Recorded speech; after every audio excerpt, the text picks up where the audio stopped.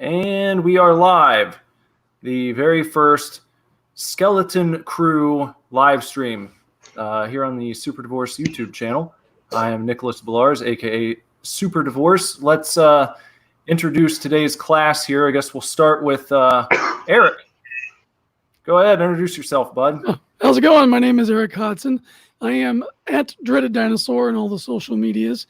I'm the creator of Roddy Piper and the Kilted Avenger, primary artist, and we're getting ready to wrap that book up. And then I'll be moving on to my webtoon, Dreaded Dinosaur Man, and getting back to doing serial episodes for that, building up to launching a new book in the fall on Indiegogo as a companion that goes along with the webtoon. Awesome. All right. Martin. Do you like Martin? Or do Marty at all? I'm used to everything nowadays. Okay. I've been called worse. That's my book, Little Red and Red Out. This cover's out of sale now. That cover's gone. There's a new cover. I'm working on, which is out now on Lulu.com. You'll see it on my pinned tweet. I'm working on Nox the Dreamer, which is hopefully going to be out by the end of August. I'm also a journalist for Geek News and Reviews. All right. Some of you might know Carl down there. Carl? Hey, yeah, I'm Carl. I do that book, That's One. Sometimes I talk too much and I get in trouble. But here we are. Yeah, I do That's One. And that's kind of it. That's all I do. All right. Okay. Sounds good. Ballandor, was that right? Ballander, but Ballander, even Bale is fine. I have a lot of friends that call me Bale because it's shorter and they don't have to bother with the fancy ass pronunciation. Bale, that works, actually. Okay, go ahead. I'm a freelance comic book creator. I have my portfolio linked in my Twitter, and I am in very early stages of development of my very own frog book. So the heir to the frog isn't just me being an arrogant cunt.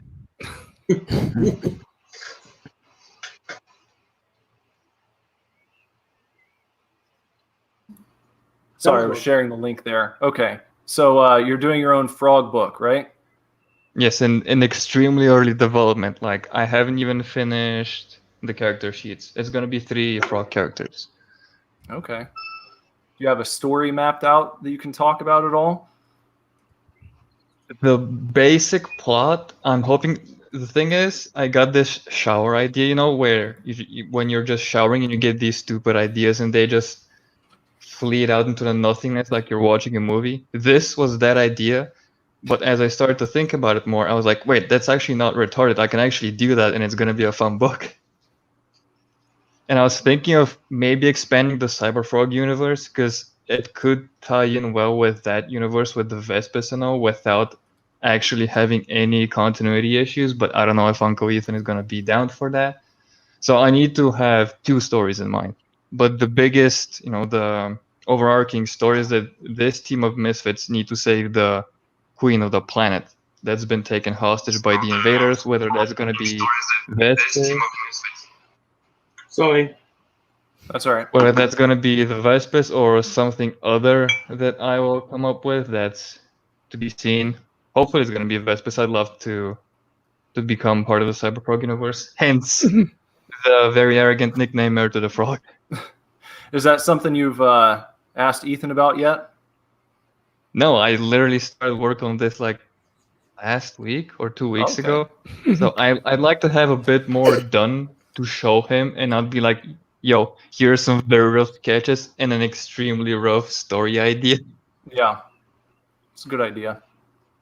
Yeah, my book is in the very early stages as well, so don't feel bad. I've been working on it for a long time, getting the story put together, but I don't yet have much to show for it as far as art, which is what people care about, it seems. So, yeah, but I don't know.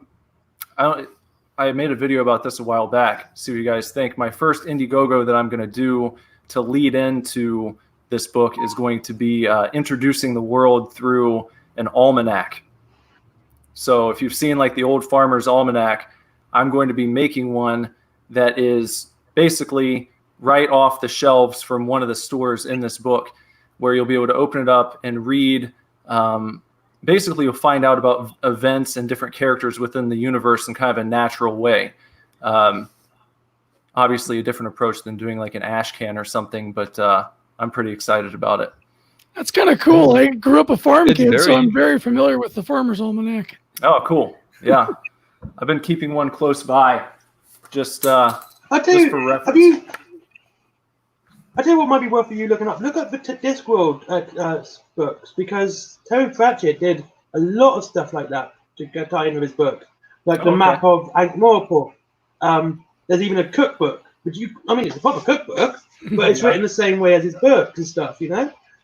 So that, that might be worth you looking at for that sort of ideas and stuff.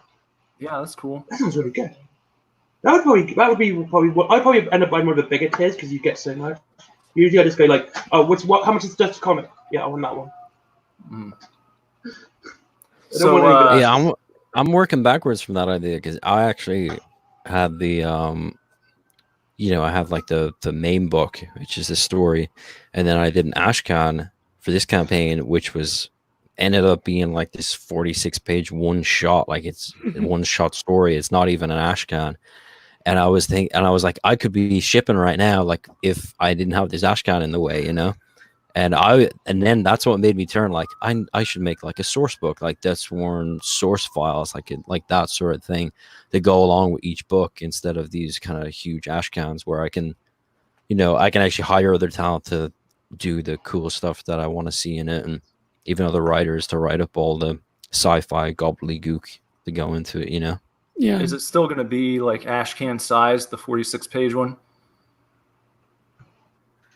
It will probably be smaller than that. I'm sure it will still be. I'd still like to do a square band one. What I'd like to do is do a lot of character design stuff in it, like do proper character sheets and do little like histories of, and because I have the story plan like way into the future, so I know like leave little hints, leave little stuff, little story details about just ships you see, different things you're introduced to, but you're not necessarily told the entire history of, you know. That's so Yeah. cool. And there's a guy. I thought what I'm going to be doing, not in this, but not the last part in the first trilogy. I'm doing as an extra like a short stories which tie a lot of the things that are going to be seen, but not really, shown in the books. Of like a lot of the background details, like short stories based on them, on the other planets and stuff.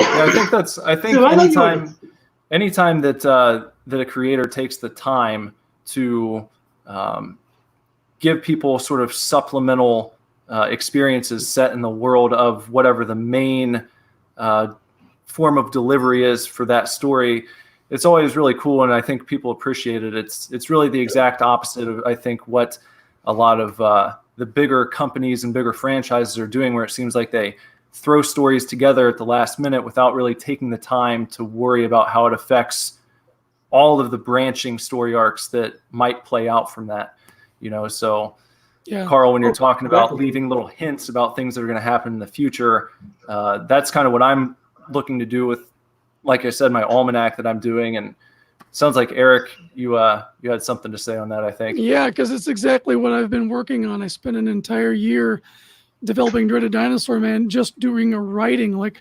writing out almost this like incomplete encyclopedia of the lore, the world, how different characters interact with each other, different races, planets. I spent, before I even started drawing anything, I just had this huge Google Doc that I could actually, when I get to that point, I can hand it over to a writing team, an artist team, and say, look, here's the source material, dig into it. I've got story structures for 1 to 4 issue arcs laid out. And the way that I'm game planning it is the webtoon is home base. There's this consistent story running through the webtoon. Webtoon is completely free. It's a good jumping on point. And then the books that I put out through Indiegogo expand on those stories or relate back to those stories back and forth. There's one little gag where in my first 2 episodes on the webtoon, where a guy's talking about his sister who's living in this by this aqueduct, and And then in the book coming out in the fall, you're going to see that person. So if you've read the webtoon, you're going to say, oh, hey, that's who that is, and instantly make that connections. And I'm doing multiple layers of that throughout the story building and world building, because it just makes a richer universe. Agree. And I can't wait to get to the point where I can kind of take a step back and then have like one or two teams that are actually kind of building on this lore that I can pay to do that. El Gargoyle is here and says, "Hail titties, hail El Gargoyle." Thank Hail you for potato stopping titties. by. Hail potato titties. Hail potato titties. That's a direct reference to me. Oh, potato titties. I didn't see it. Okay. I couldn't- It's pretty small on my screen. I couldn't see what that was. Okay. It's a potato. So, can I ask you a question? I've got a question for Eric. How do you do that? I mean, I've been working on mine for years. I mean, I'll see if I can find the link to 2 YouTube videos I made. One is for a platform game I was working on, and the other one is for a shoot 'em up, which you can play still today. It's free online. And I was going to be the shoot 'em up bit is actually meant to tie in between the 2nd book and the 3rd book, where you see this, because the 3 books are based on 3 different stories from 3 different perspectives. First one's Little Red and Rediel and their planet, and you get to learn about them. Second one is Nox and a little goblin called Scappers, and how you learn about their relationship. The last one is called Sam Slaughter, because it's cheesy, and it's about how he gets back to Earth. And basically, the game you play as is a shoot 'em up of him going to Earth. It's just an alpha at the moment. But how would I be able to sort of promote that into like my should tell people that's tied into this universe? One of my favorite tools when I'm writing or world building is called mind mapping. And it's a visual way of taking notes, where you have like your central idea in the middle, and then you draw out other like circles or whatever shape you want to make, or whatever picture you want to associate with it. And then that's how you map out your interrelationships between, and it can be between anything. It can be between like a timeline. It could be interpersonal relationships between characters. It could be events correlating with each other. And it's just, I learned about it while I was teaching art, because I was working in Detroit inner city schools, and kids couldn't take notes, but they loved my art class. So I tried to figure out a way of visually taking notes. And that really helped a lot of the learning challenged kids too, because they were able to see the drawing and make the drawing to help remember names and dates and things like that. When I used it in my writing, it just became a really good, easy reference tool, so that I could say, okay, this relates to this relates to this, so I can plan out, like, I want to do video games too. I've actually got a course that I'm working through on Godot and learning Python, so I can make some sort of like a beat 'em up. I want to do like a Streets of Rage style game for Dreaded Dinosaur Man that tells the story of him getting his epic weapon. Like He-Man and Lion-O, they all have their epic weapons. The Dinosaur Man doesn't have one yet, and he's like, one of his little side gags is defeating things that have like these cool weapons. Like, well, maybe this one will be work, And so eventually, it's going to lead to the storyline for the game, which is Quest for the Star Hammer, and that leads to some answers about who he is, his past, because he has to go back to his own home planet, which he has no memory of, and learn more things about himself and what this Star Hammer is and how it relates to him. And that's the story I want to tell in the game. So I'm going to be peppering throughout the lore as he's on his hero journey. There's like a timeline that I've mapped out with this mental mind mapping sequence. When he hits these certain storylines, I need to plug in this type of information to lead him down and lead the reader down. Because what I'm doing after Piper's wrapped up, which should be within the next couple of weeks for my end, I'll be doing the webtoon at least once a month, if not twice a month. And I have to get the audience to a certain point to introduce them to the characters that are going to be happening in the book launching on Indiegogo. And that part of the storyline will lead to other bigger things, but I've got to move the whole ship along. And I've got it all planned out, all note carded and what have you. It's just, then you just got to sit down and do the work. Doing the work, that's very important. Yeah. A lot of people talk about writing stories, making a comic book, but not many people actually want to do the work involved. It's the same with playing music, which I've been doing for over half my life now. My dad is a professional jazz musician. He's toured the world, and so I really look up to him, all the work that he's done. He didn't get there by just hoping it would happen. Mm-hmm. So that's a good example that I've had, and I'm fortunate for that. I like to go around and ask what some of the inspirations that you guys have are, and not just who's inspired you, but also what it is that keeps you in your seat, what keeps your ass right down there at your desk doing the work. So why don't I start with Bale? We'll go the other way this time. Around the clock, for sure. Well, the thing that keeps me drawing, because I mainly draw, is discipline. Because if I don't do it, no one else is gonna do it for me. And if I want to achieve something, the first goal being to catch up to that 12-year-old kid that quit drawing and came back to it 10 years ago, I gotta put in the hours. I worked on a Indiegogo project that we flopped because we decided to launch it in December. And it was like 160 or 180 pages, and it was grueling. It was like my first actual big assignment, and you got to do the 14 hours, the 16 hours day. There's no doubts about it. Just discipline. Sometimes it's just gritting your teeth and discipline. Yeah, you don't have to like doing it. You just have to do it. That's the thing. There are those days. As much as you love drawing, you're gonna have those days where everything sucks, your lines suck, the day outside sucks, but you gotta push through. You gotta step forward with each time, and you just gotta do it. Right. You can't allow any sort of excuses, because some people say, "Oh, I can't sit there and do that because I get bored." And it's just like, well, not everyone who's sitting there and doing that for 12, 14, 16 hours a day is really excited about doing it the whole time. A lot of people are bored, but you just have to fucking make yourself do it. That's really what it comes down to, I think. So. Oh yeah, and you can hear the Todd father, talk about that and why his pages and his art is so out there. Give me a second. Okay. Oh. Should someone take over? As long as you're gonna be gone. Yeah, go ahead, Carl. You wanna jump in? I don't. Yeah. So it was like, what keeps us at the table, or what inspired us, or I mean, yeah. One of the things that definitely keeps me at the table is a good, healthy amount of like rage, pure fucking hatred for people that try to fuck me over. That definitely helps. If someone gets in your way, if someone gets in your way, you'll definitely do better in life.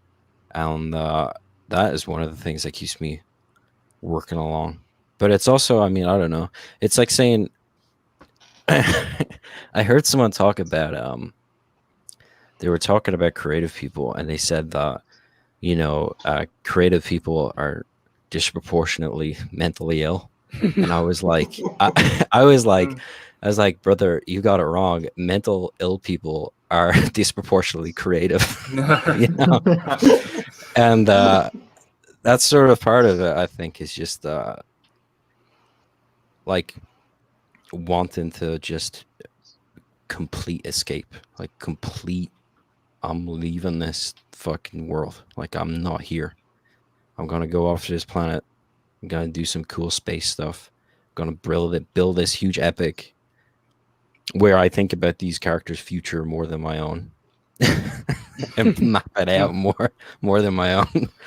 I don't know what I'm doing in 5 years, but I can tell you what Deathsworn's doing.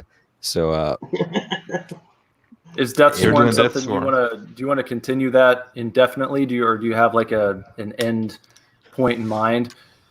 Oh yeah, no, it's definitely something that I have. When I went to make Deathsworn, and it was weird because it was all these pieces that came together. Originally, I had the name and the logo way before, because I just wanted to make a cool 80s logo, and I came up with a crazy 80s name, and I was like, Deathsworn. And then I made up like all the other characters around it, and they were parts of all these other projects. And you get tied up in world building and building these big ideas for other comics. And then I kind of got bummed out that I wasn't going nowhere. I think I was like 19 maybe, and I was like, I'm going to make my signature. I'm going to make a character that can take over my signature, like that I don't have to worry about ever promoting myself again. This is going to be the character that does it all for me. So he has to be like, I can never be bored or ever get tired of drawing this thing. And I was like, what would that be? And I thought a Frank Frazetta barbarian in space, and then I just drew it, and then it was immediately there. Like the first drawing I did of him, it was a tiny little thing on my computer. He's all different colors than he is now, but the silhouette, everything was there. And when I was drawing him, I was like, that's that Deathsworn name that I came up with. That's him. That's what that belongs to.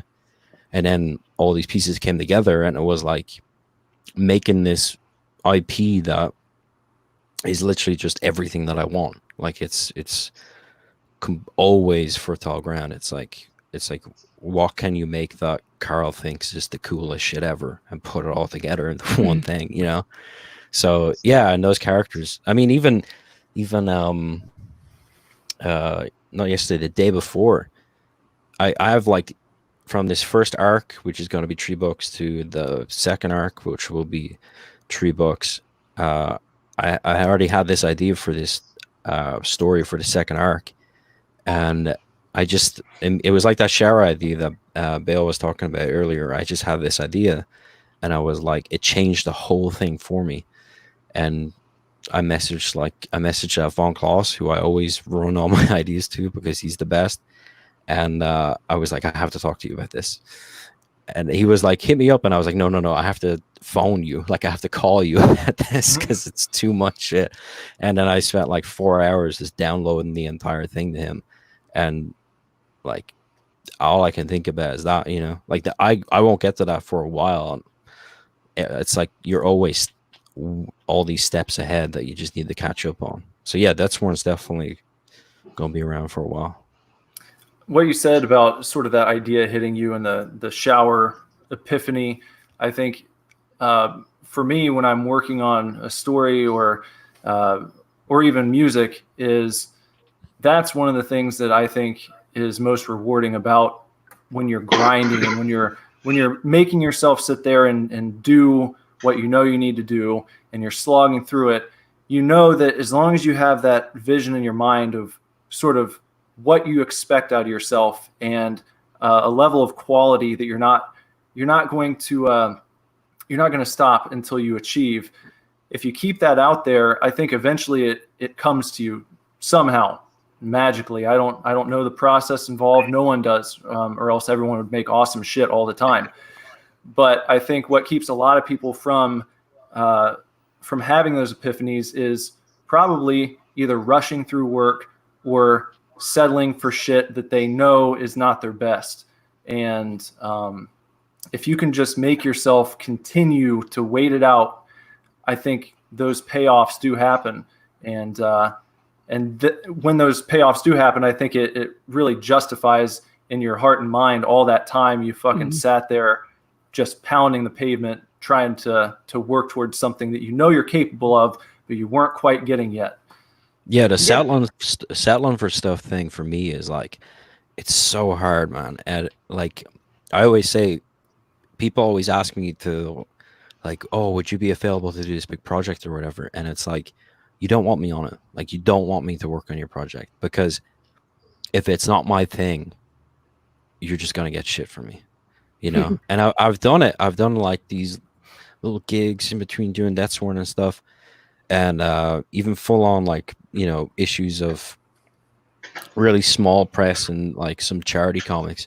And it's like, I put less work into those comics, and it takes me twice as long as it would to do any Deathsworn stuff, because I cannot stand it. I don't have the ability to view art as like a job.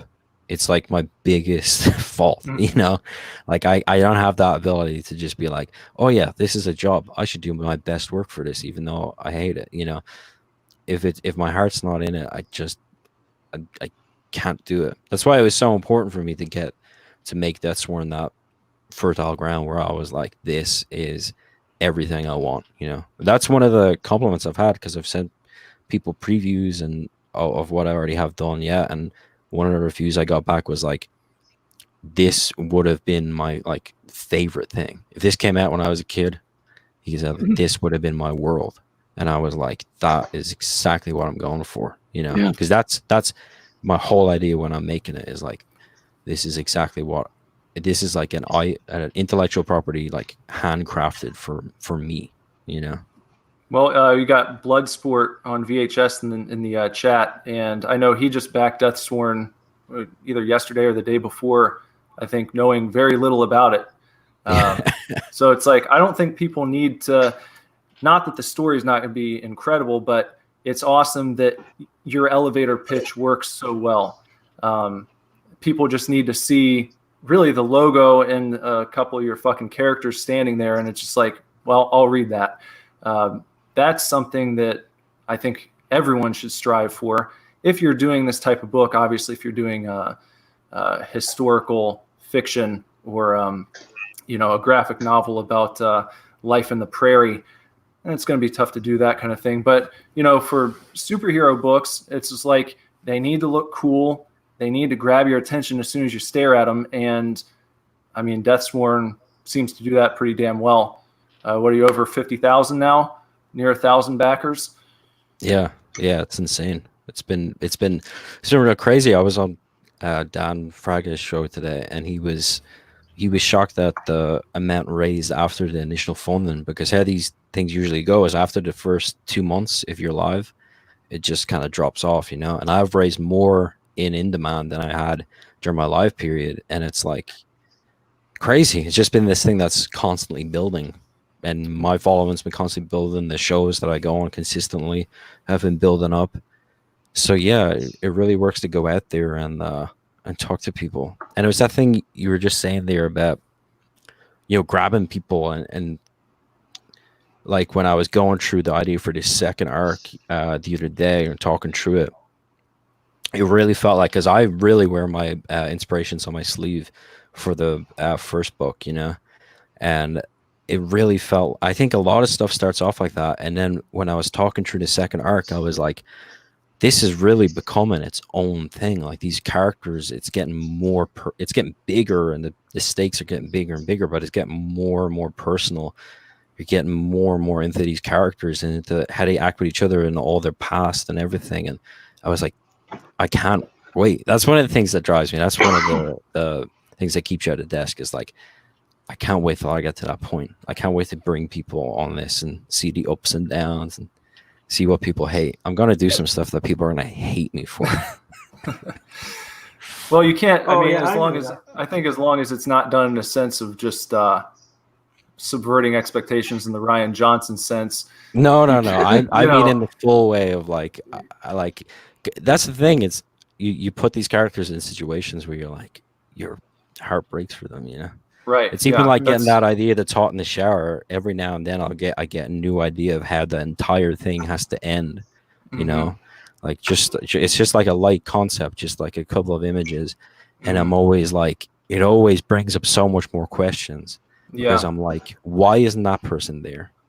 Why isn't this here? Why is he like that? And you're like, it's sort of like, it's depressing. You're like, oh my God, this is what I have to lead to. This is where it all ends. Well, that's the difference between letting the story tell itself in a way. I feel like it's not to sound too like artsy and mystical, but once you start building a world, the characters really do, in a way, start telling you what's going to happen, I think, as opposed to you forcing upon the story whatever it is that you'd like to see. And it's almost like you're able to be the creator and the fan at the same time. You become so familiar with the characters and they become so fleshed out that they just seem to start acting on their own. And then they tell you what you need to put down on the paper. Like you said, you get an image in your head and it's just like, oh shit, that's something that's going to happen. So now I have to put the pieces together and figure out what led up to that, and that's the big difference between what you're talking about and someone doing the old subverting expectations just to get a rise out of people. Like it's dishonest. And I think people can spot that shit, without even trying. So Yeah. Well, in a lot of cases, they're subverting what we're drawn to, you know, like a lot of shit in Last Jedi. It's like you want the answer, and you want this satisfying answer, whether it be good or bad, you know, like that's a lot of things between the mystery of it. But you know, it can be a twist, or it cannot be a twist once it's satisfying. And it was like they were literally, they weren't subverting their expectations of Star Wars. They were like subverting the expectations of like basic storytelling to the point where you're like, Yeah. oh really? The big Yeah. bad guy, the big evil guy, he's just dead. It wasn't that Luke died. It was that his death made absolutely no sense in the context of the story. It was nonsense. The whole thing was really. But something that you had mentioned, Carl, about your campaign is how much money it had made after the initial period, you know, since you've been in demand. And I know not everyone does that, but Eric, you've got a campaign coming up. When did you say that's going to be? In the fall? Yeah, it won't be till fall. I'm thinking about Fall time? October. Yeah.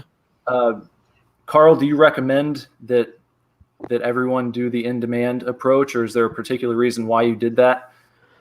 I mean, it's my first go around, and you know, I know where the mistakes were made, where it's like you're not going to hit the deadline, or you're not going to hit whatever, you know.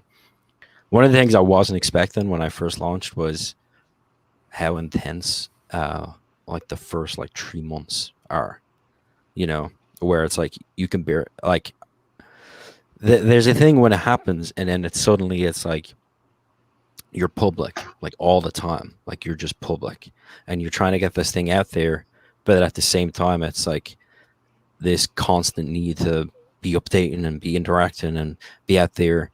And for a while I was thinking like, okay, this will go on for a bit, and I'll finish the book and ship it, and then that will end, and I'll go back to not be feeling that idea, like just feeling like public, you know. It's a weird feeling, like feeling like you're out there constantly, and then that would go away, and then when I launch the second part, you know, it will come back, and I'll be ready for it. But it's like learning to get with that constant thing, you know. But as far as in demand goes, like, yeah, you should if it's still available and still out there, and you're still going to be working at it, and you're still going to be promoting. Some people, they get funded, and then they think the job is over and they disappear, you know. And it's like, that's not the way to do it at all. You know, that kills all the reciprocity and the goodwill that you built up so far, you know.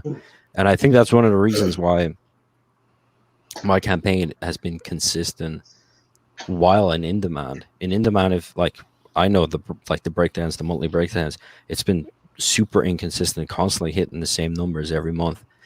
And it's just the matter of being out there, being the same, and you know, when it comes to filling in backers and stuff, I think that like you never want to go with just the flat excuses, you know, like I'm working really hard on it and that's why it's late, you know, please forgive me. You want to go with the I'm working really hard on it. Here's the page, you know, here's 2 pages, you know, look at them. They're fucking awesome, you know. Yeah. And one of my biggest setbacks with Roddy Piper was we didn't hit our goal, but we did a just take what you get for funding. Yeah, the flexible funding. And I'm still under contract to do the book, and I want to do the book, but I've also got to put food on the table and pay the electric bill. And I do conventions. I'm a convention, or I do 2 or 3 Comic-Cons a month, traveling all over the United States. And so that became a drag because I was really hoping that we would meet our goal or a little bit over our goal, and I could just take conventions off for 3 months, get the book done, and move on.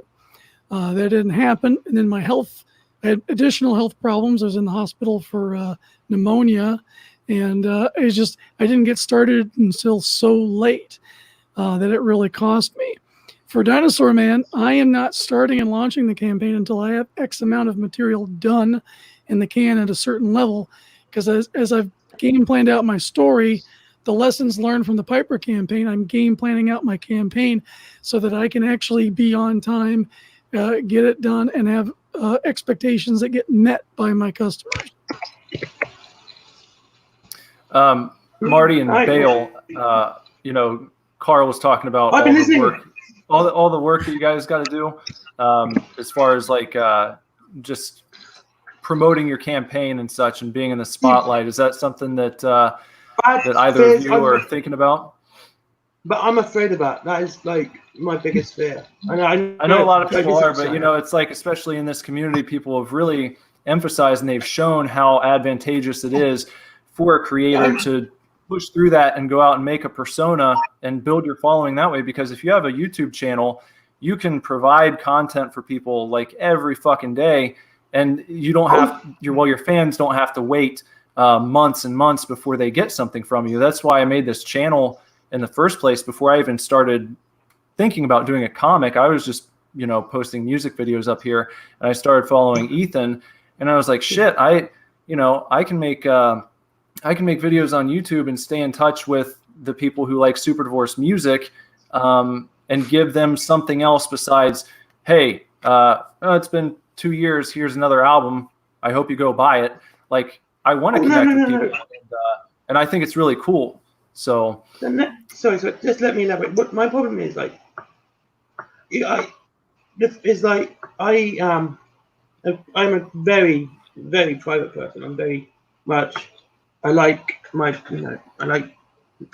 this space being me and stuff like that. So this is one of the problems I had when I started to make my comic. This was the first thing I've actually put my name to, you know? And I just had this, I've always had this overwhelming fear of, you know, people that I can't provide a product good enough to have my name attached to it, you know? And that's my big fear. Is like, and when I was doing this, and I was like, this has been going on for at least 10 years. I've been working on this idea. Like I said, there's a computer game you can go out and play. It's an alpha build. You can play it. You can see there's a trailer for a different game, which I made to tie with it. Some of my artwork I've signed, which has it's basically, you can see the date on it, 2014 and stuff like that. But my fear was that, would I be able to provide something that was good enough, you know? And that's sort of changed to my driving force. But I have to make it good enough to put my name on it. And how do you I guess evaluate that? Do you compare your work to like the shit that you like and say, well, is it here yet? Is it something I would pay for? That's something I like to do. Yeah, that's basically it. And I've got a very good friend, and see, I was speaking to John De La Rose, and I said, I won't buy a book from a friend if I think it's garbage. Right. You know, so it's your friend, you should buy it. I said, I'm not going to buy it if I think the book's garbage.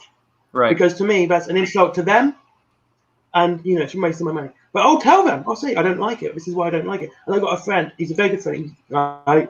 And he does the same to me. He says, and I'll show him some of my artwork. He goes, dude, you can do better, you know? And he's like this constant, he's the one that says, you can do better than this. I can see you do better, you can do it. And that's what helps me as well, because I know someone who will push me to do better. So, that's definitely a tough thing. It's a tough thing to give people constructive criticism, especially if you like them as a person. You don't want to make them feel beat down, but also you don't do them any favors by saying, oh yeah, man, it's fucking awesome. You know, if it looks like something that a kid who's 10 years old drew, you know, so I know, I've always said, a tough thing. And I've said, I've been kicked from a group on Facebook because this guy went, look at my artwork, I want to become a professional. I went, don't become professional. He goes, what? I went, your work's rubbish. They said, how can you be so mean? I went, I'm being mean so he's not let down in the future. You're being nice so he'll be let down now.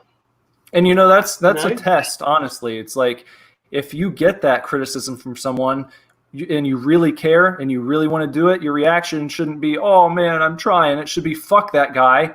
I'm going to get better, and I'm going to come back 5 years from now and make him, you know, eat his words. Like, I said that to him. I said, if you come back with something better, I'll apologize and I'll say, I'm sorry, right? But he didn't, because everyone else was being so nice to him, he wouldn't listen. And that's what I mean. And I prefer someone to tell me something was rubbish so I can improve. And I do this. I do this. All the artists. I see you artists on Twitter, and I'm like, that's better than mine. I've got to do better. You know. Mm-hmm. And my inspiration has, well, my real inspiration has been my dad. He passed away 5 years ago, Monday. So I won't be on Twitter on Monday at all. I'll be getting absolutely hammered. And he was always there saying, you can do this. You know, if you want to do, no one ever does something they don't want to do. And that's a broad of advice. Is, so if you want to do it, but make sure you give it your all. And that's what I do. I gave it my all, and that's what I'm going to continue doing. And as for my characters, I've been working on this for so long. I have a whole universe, pretty much the size of the 40k universe. Without joking at all. And another inspiration, and this sounds really a bit soppy, there's another inspiration, my grandmother. The reason I want, the universe is basically, the human race has taken over, and they're tyrannical. It's a tyrannical, but my grandmother grew up in Nazi Germany. Oh God, you can be struck now, aren't you? But she's such a lovely woman. She is so lovely, right? And I thought there must have been people in these tyrannies who are just nice, who want to do the best thing. So I thought, how about having these heroes who have to sort of live under this tyrannical rule, but still be the best and the good people that they can be? You know, always do the right thing no matter what tyranny says. You know, putting people first. So this is where it's coming from. And like I said, and the reason I didn't go Indiegogo first, because I was so determined I had to prove myself wrong that I could do this. I went through Lulu.com to go on print on demand. And that's why I did it, to prove to myself I could do this. And now I've done it, and I enjoyed it so much. I'm gonna go. I finished scripting my first chapter of my second book. Well, the first issue of the second book, if that makes sense. It's gonna be 4 parts into one issue. Are you going to take that one to crowdfunding at all? Oh, I fucking mean. Pardon?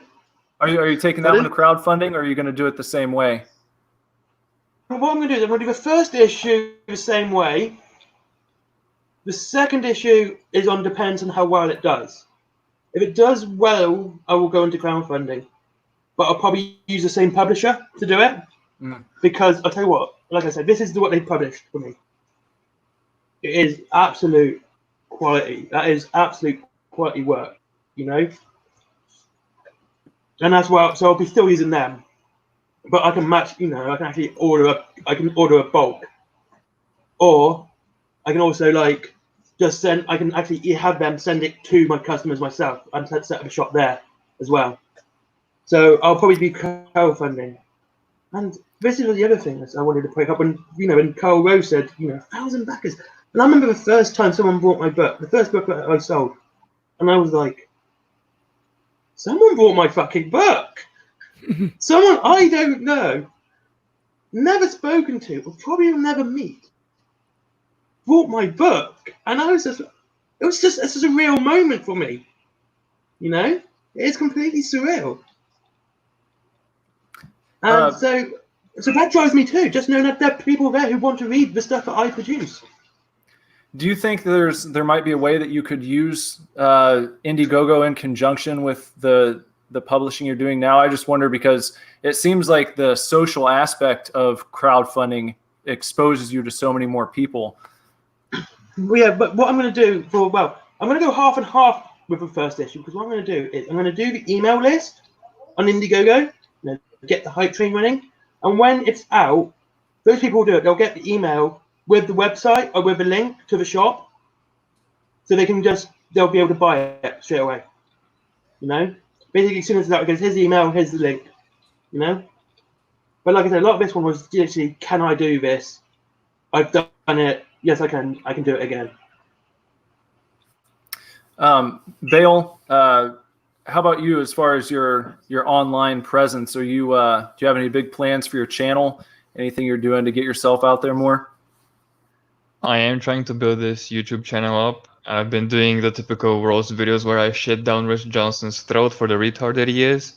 and the rest of the comics, quote unquote, journalism. Martin, you said you were a journalist, right? Yes. I feel so bad My for you that you gotta feelings are call these hurt. people your contemporaries and your quote unquote colleagues, because it feels so I stupid almost to got think that, arrested because right? I went to punch one in the throat. He was being a dickhead, so I wanted to But punch him in yeah, the throat. No, we're I not am making trying contemporary. I'm to completely independent.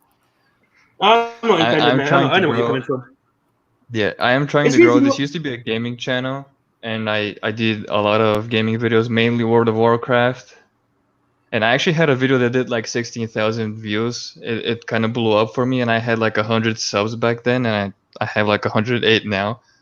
The video kind of blew up, but I didn't gain a lot of subs, which was kind of sad. But I am trying to build it up. I'm trying to get myself back into streaming, but for me, streaming is the kind of habit that if you break it, it's difficult to get back into.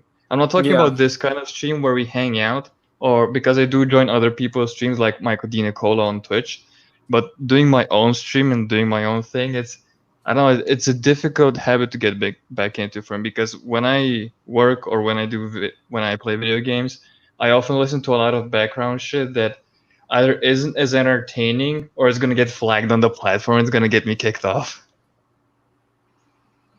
Yeah, Eric, I'm going back to doing that. how about your channel? What are your I plans? I had started out my channel when I was starting the Dreaded Dinosaur Man webtoon, and I was trying to draw and work on this on live stream continually. I pretty much stopped doing the YouTube thing once I started working on the Roddy Piper book and got doing a bunch of conventions. It just wasn't time to sit down in the studio and put that together.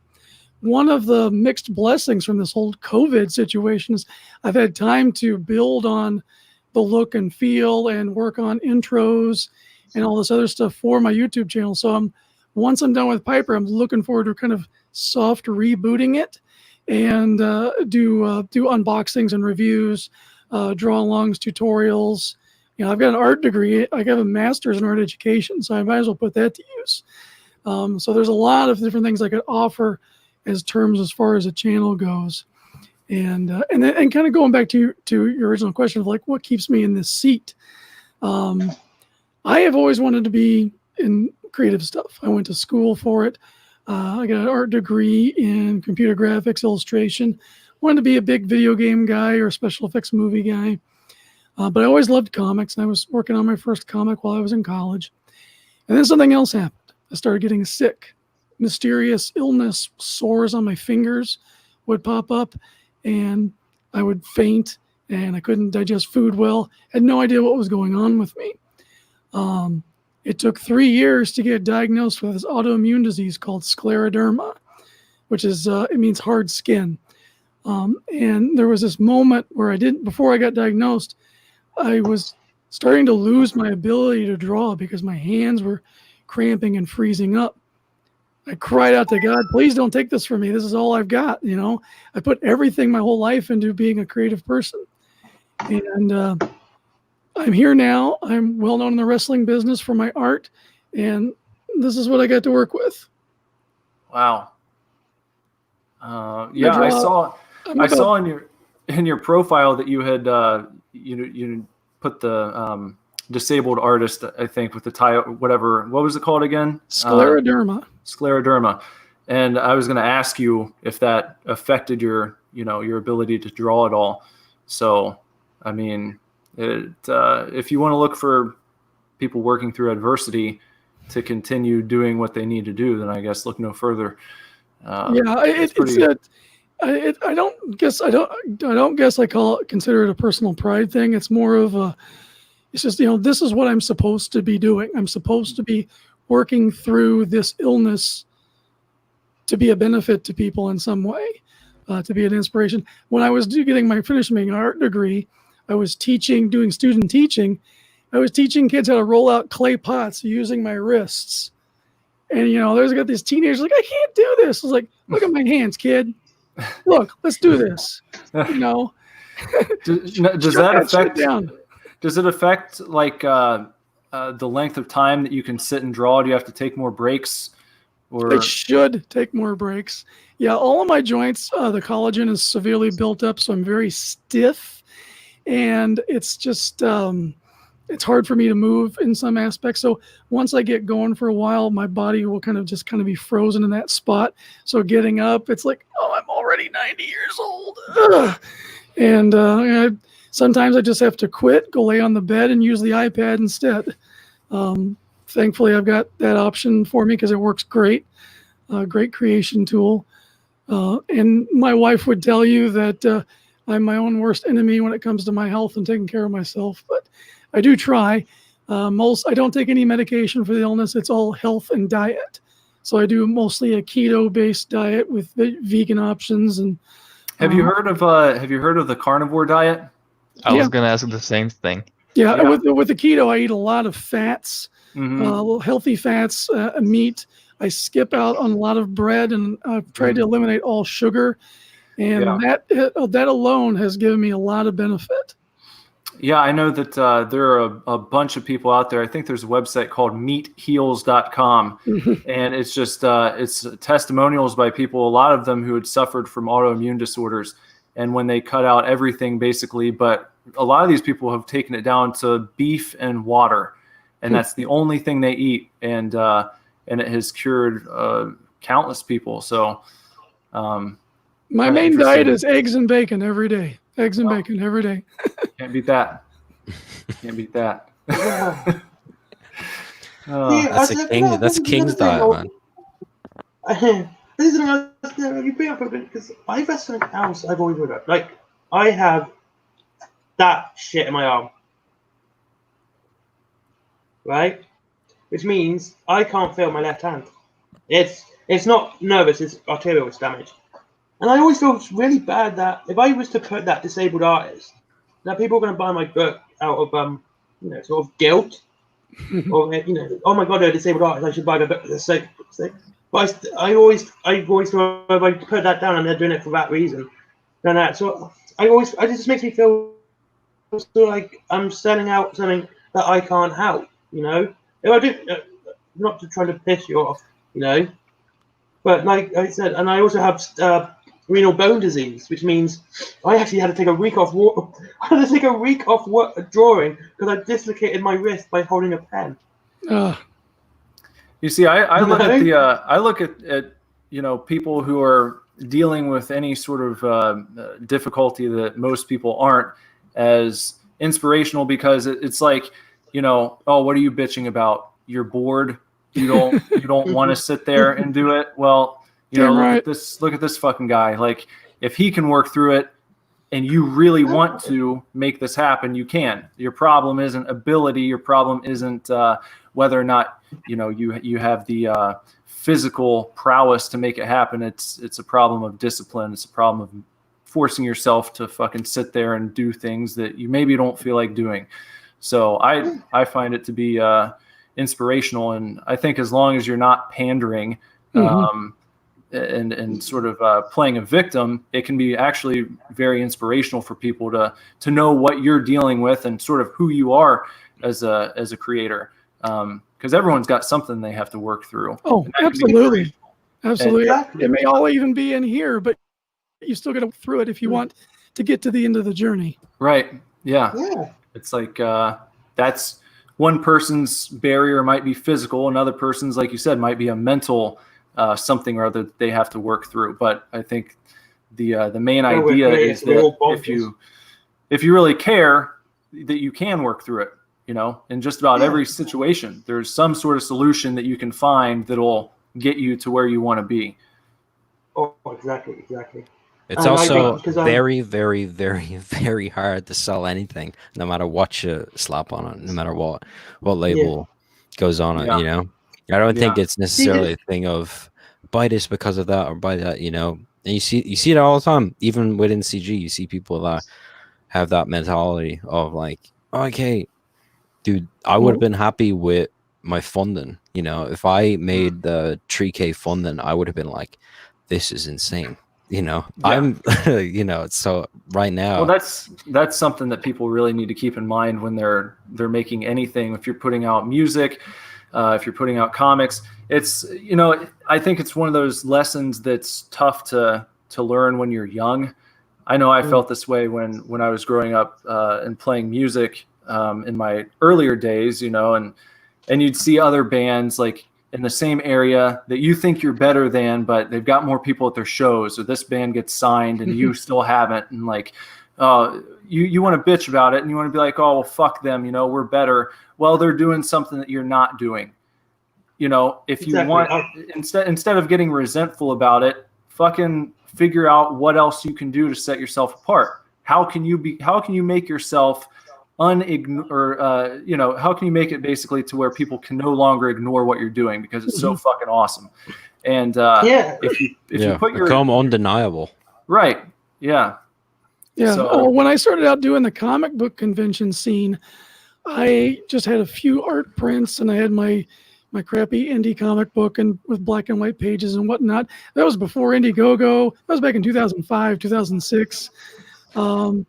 And I would see people turning over this money to other people and buying stuff that I look at it and I'm like, that is other crap.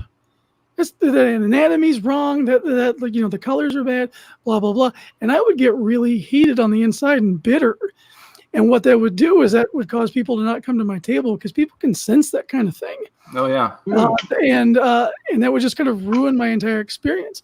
It took me a couple of years before I could start getting out of that, getting over myself, realizing, okay, the customer doesn't know what's good until you educate them what's good.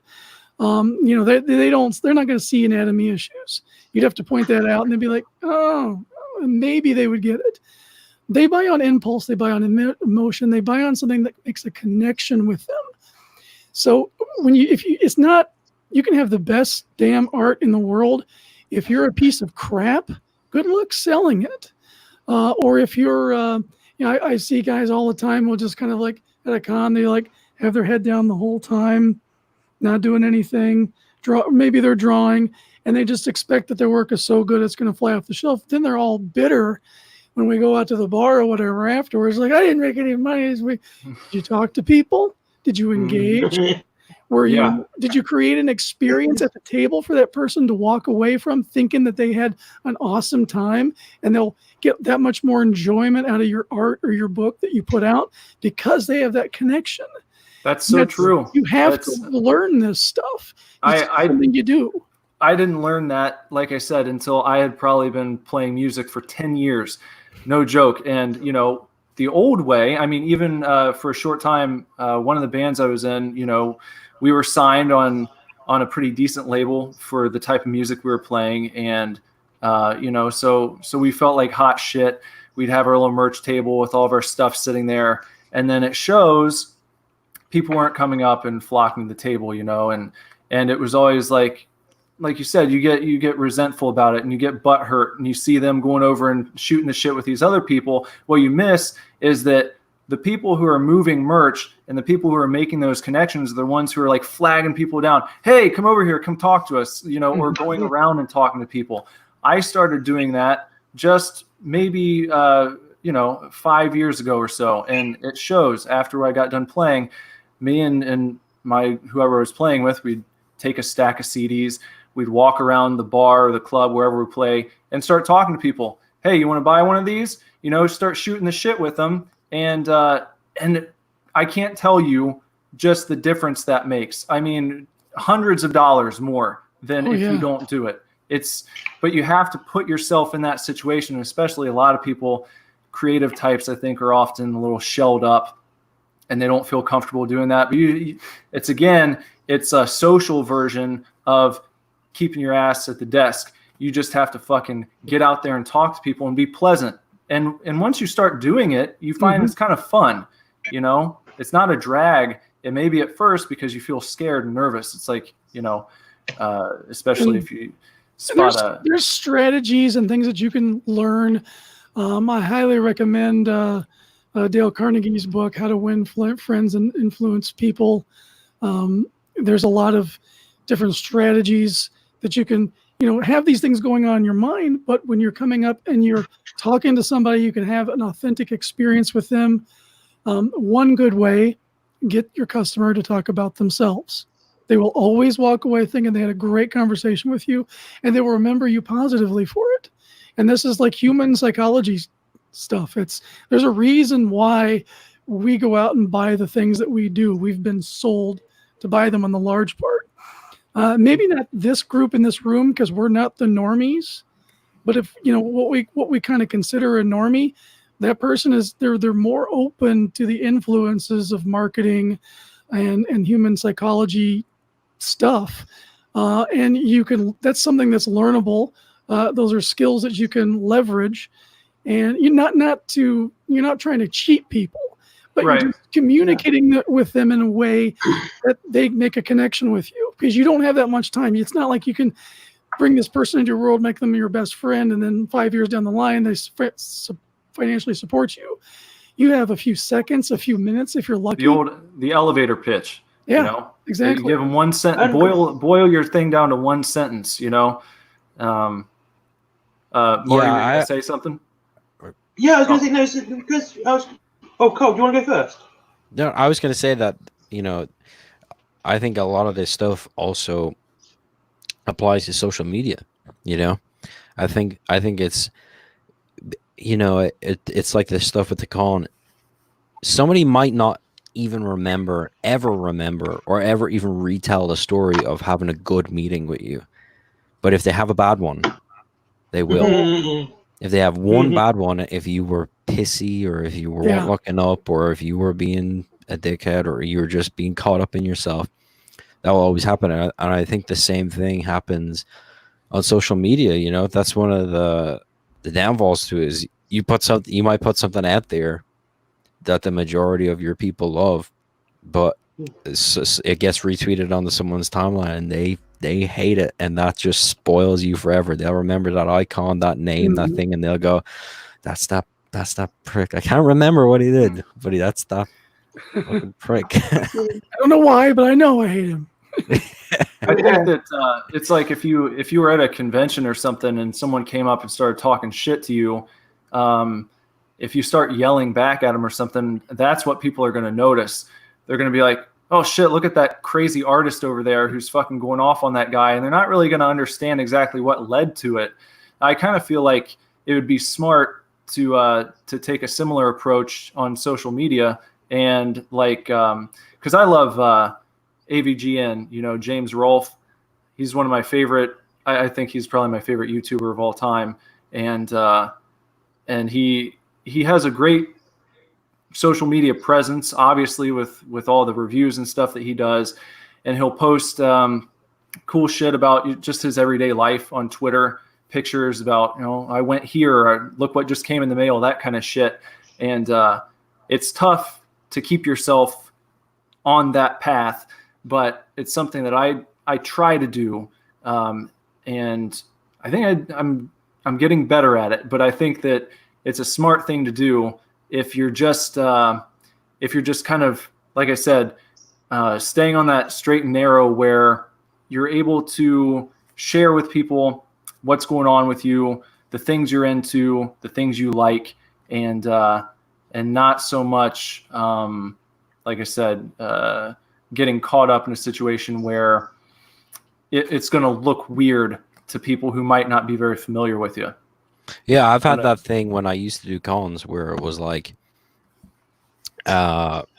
you might not see a person for a year, and you only talk to them for 10 minutes, but when you see them at this next con, and you might not have anything even new to give them, but you just start right where you left off, Mm-hmm.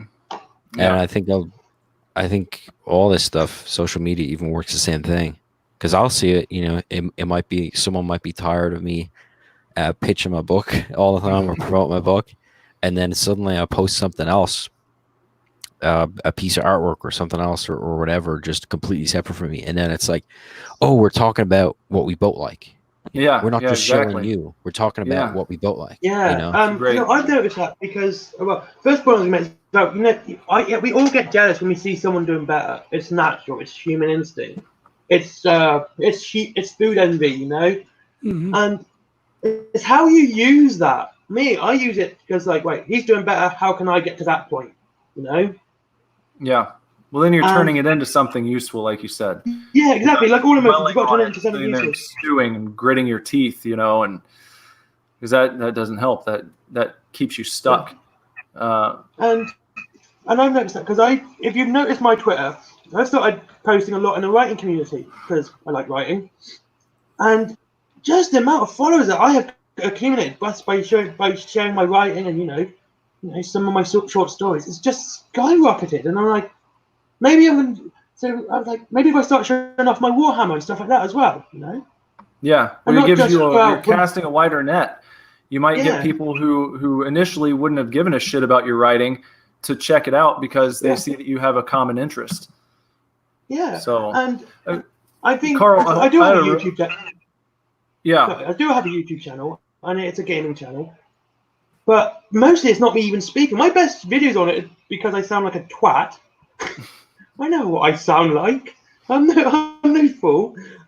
It's basically it's just music to like top 5 lists, and they're the ones that everyone likes. You know. So I'm gonna start. What I'm gonna start doing is just basically stick at the end a link to my book. Like here's the top 5. There's a link to my book. Carl, I had a quick question for you.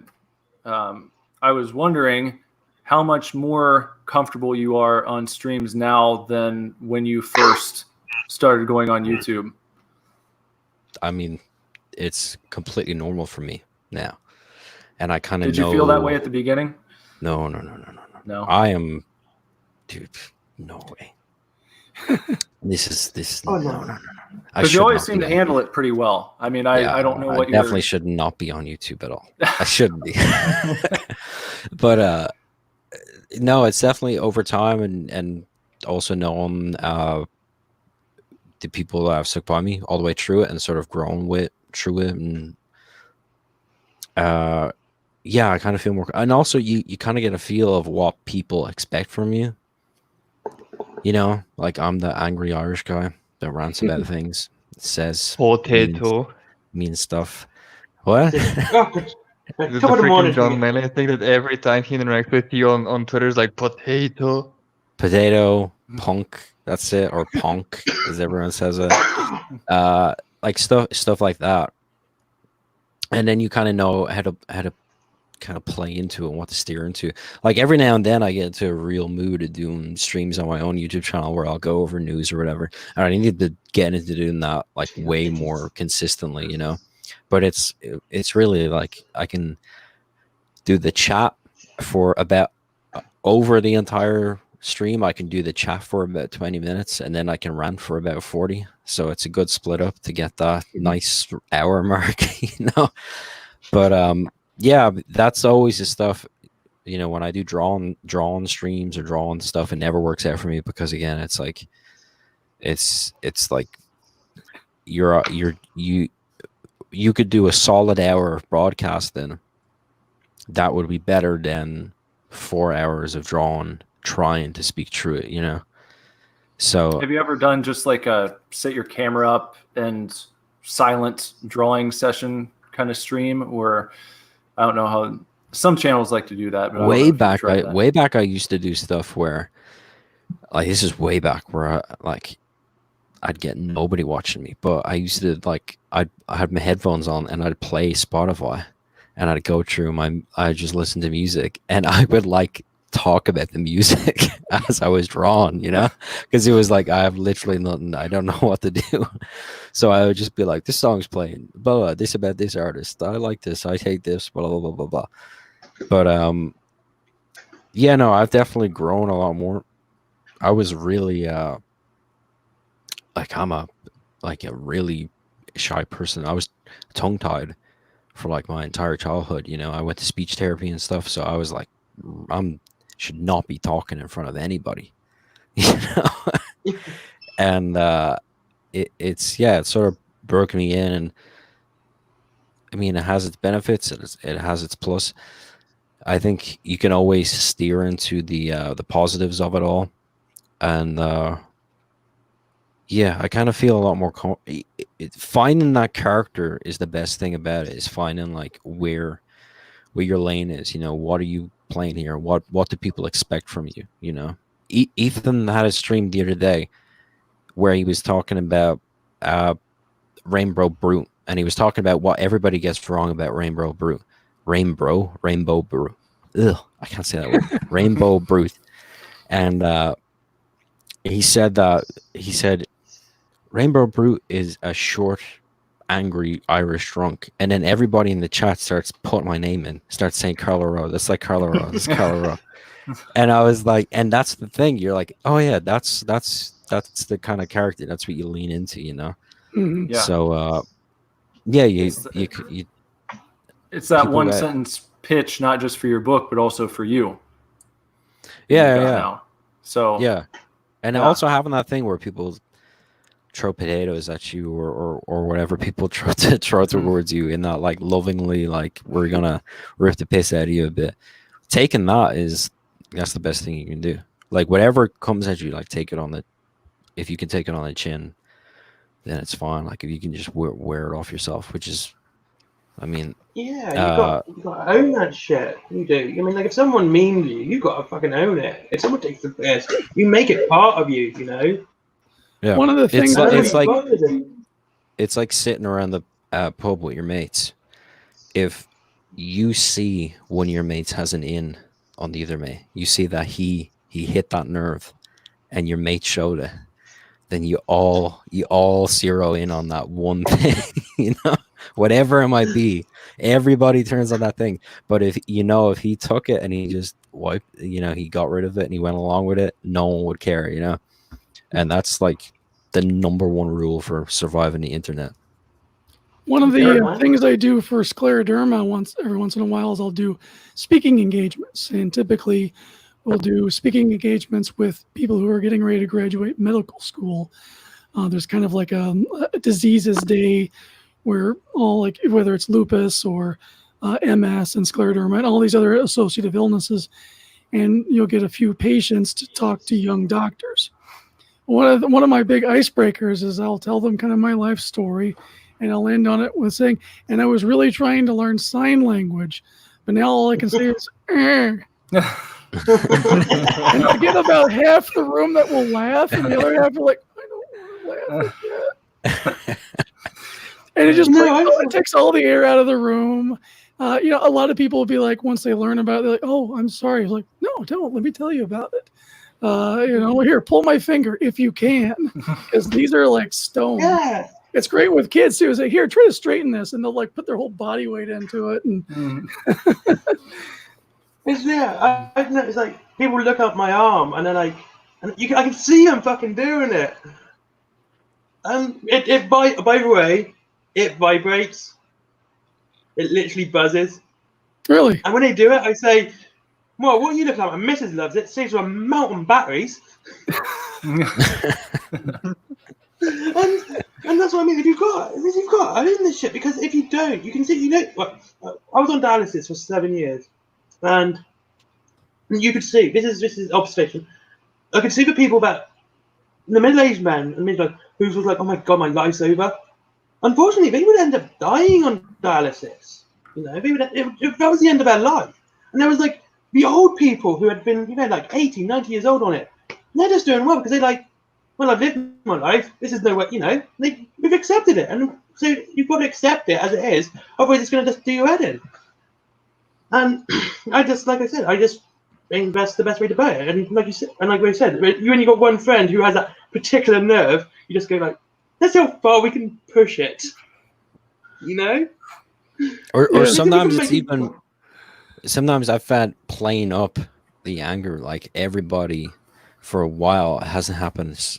This might reawaken it, but for forever, people used to say I was from the UK just to piss me off. And well, you are, aren't you? Well, I'm from Ireland. I'm from Dublin. I'm not from the UK. It's got nothing to do with it. I don't want to have to take the car bombs out. I don't want to start that all over again. Carl, which do is you worse? like U2? Is that your favorite band? You know which what? is worse, Carl? Over here, Saying that you're from the UK or that you are English? It's the same thing. It's the same Fuck off, thing. is it? Do I sound Scottish? But Dude, over here, U2 is like hack. It's like if you like U2, it's like I think people might think America has a better like appreciation of the U2 than Ireland ever will. Like Ireland hates Bono. Because Bono, what happens with Bono is like he only shows up every Christmas and he starts busking on Grafton Street on like Christmas Eve, and you're like, yeah, well done. You're gonna give that money away for the poor or whatever. Fuck off back to where you came from, pal. And so over in Ireland, people hate U2, but I'm like, no, dude. They have they have some good songs, like, because I loved everything. I'm like, dude, you gotta listen to some of it, like, The War album was my entire middle school. I listened to that record. That's how old I am. The record over and over and over again. Well, early U2, I think, is much different than current day. Yeah. As far, I mean, well, that happens to pretty much every band, seems like. But anyway, who do you think is your national hero, if not Bono? Conor McGregor at this point? I depend. Yeah, I mean, the past like 2-3 years, I think Conor McGregor's star is like rapidly fallen. No one really cared about his last match all that much compared to his matches before, like his last really? match. Yeah, Man, no one I went really nuts cared for about that it. fight. Yeah, I think over here people are. I think people in the States don't necessarily understand. Like they don't. They don't like the economic breakdowns in the States aren't the same as in the UK, in Ireland. Jesus, I nearly slipped into it. I knew You it. done fucked up now. I fucked up now. The IRA will be over my ass now. But yes, so I think people don't see Conor McGregor for the type of person that people in Ireland would see him as, you know, and then like it's always the sort of really negative shit, him like hooking up with all sorts of people, spending his money on coke and stuff. So like we get all of that real heavy over here. But yeah, for a while he was like definitely huge. He was like everybody's like big hero. But lately it's kind of like his stars sort of fallen. How about the rest of Becky Lynch? People love her, dude. But you know what? I know more people that like her just because she's hot than they do for her wrestling. You know? I'm one of those guys. I'm like, I can listen to her talk for quite a while. She's awesome on the mic. It's fantastic. Yeah, I don't know. I would always think of just from maybe my like growing up and what I was into. I would always be like Phil Lynott. I'd always say like, Phil Lynott. He's like the. You walk down, you go into town. There's a big statue of Phil in it. You know. I'm gonna have to ask. I don't even know the name. Phil Lynott, Tin Lizzy. Yeah. Oh, you okay. Well, I know the band. I didn't know. Okay. I've never gotten into them. I mean, I've heard a few songs like classic rock stations, of course, but yeah. So yeah, I wouldn't have guessed that. Didn't realize. I think it also depends on where you go to because, like I said, I lived all around Northern Ireland. And when I was in Ballymena, everyone loved Liam Neeson. Like Liam Neeson was the guy everyone wanted, knew. Because that's where he's from, Yeah, that happens. There's like local. Yeah. It's like we had that one guy who got famous over here. Yeah. All over Ireland. It's like whatever town you go to, they're like, we know that one guy that got famous. And we fucking love him. Don't you insult him. He's our god. It's like you stumbled upon some like native Aztec village that worships an idol. It's like I'm not even joking. I saw someone get the shit kicked out of him. I was in what pub was it in Belfast? I can't remember. I was drunk, and someone said, "Oh, George Best is a cunt," and I've never seen so many people. And it was like, I just said, "I'm fucking leaving," and they just took the shit out of him. Who was it? That's George Best. You do not ever take the piss out of George Best in Belfast. You will die. He's a legendary football player, soccer player. You guys call it soccer. Yeah, you can't say shit about soccer. Of course. But but he was like friend to everyone. During the Troubles, he was the one guy everyone was said Protestant, Catholic, didn't care. Everyone loved him. Yeah, he's huge. He's literally he's like a proper cultural icon. Yeah, Bank of Ulster did a £5 note with him with his face on it. They did. I think the only time that the majority of the country in the U.S. gives a shit about soccer is if we maybe happen to do well in the World Cup, and then everyone will be like, "Oh, let's watch soccer for the one time, for the next 10 years or something." It's just, they care about it for that one match that the U.S. qualify for, and then yeah. And you know what's immediately- crazy is then people get really excited, and then they just never watch it again. Like, I'm guilty of it myself. Like, I'll watch it and be like, "Hey, that was a lot of fucking fun," and then maybe I should start watching soccer, and then I just don't for some reason. Maybe it's the accessibility of it. I guess it's so ingrained. Like, oh, Sunday's fucking football. You've got NBA on all the time. You got MLB on all the time. You don't really hear much. There aren't really ads or anything for soccer the way there are for other sports here. Even hockey gets advertised a lot more. But I'm sure over there you guys aren't seeing many NFL or Major League Baseball ads on TV. None, I think actually. None. I mean, they come get over it. and they'll do like one football game in Europe or something in the preseason every year, and they try. Yeah, that was a Yeah, big yeah. thing over here. Over here, they're supposed to be doing something with some American football team that's coming over, and it was like they were approved to do this, like to come in during the height of all this COVID stuff, like a few weeks ago, and everybody was like, "What? Nobody cares about this. Why are you focusing on this?" Is it at all interesting to you? Are you guys like? Do you ever I mean, have that I'm moment? not interested in soccer. Like, You don't like I'm- soccer either.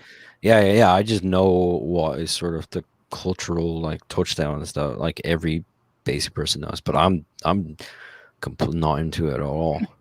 I've I'm pretty much like given up Sport every is- sport but baseball at this point. You have? Yeah.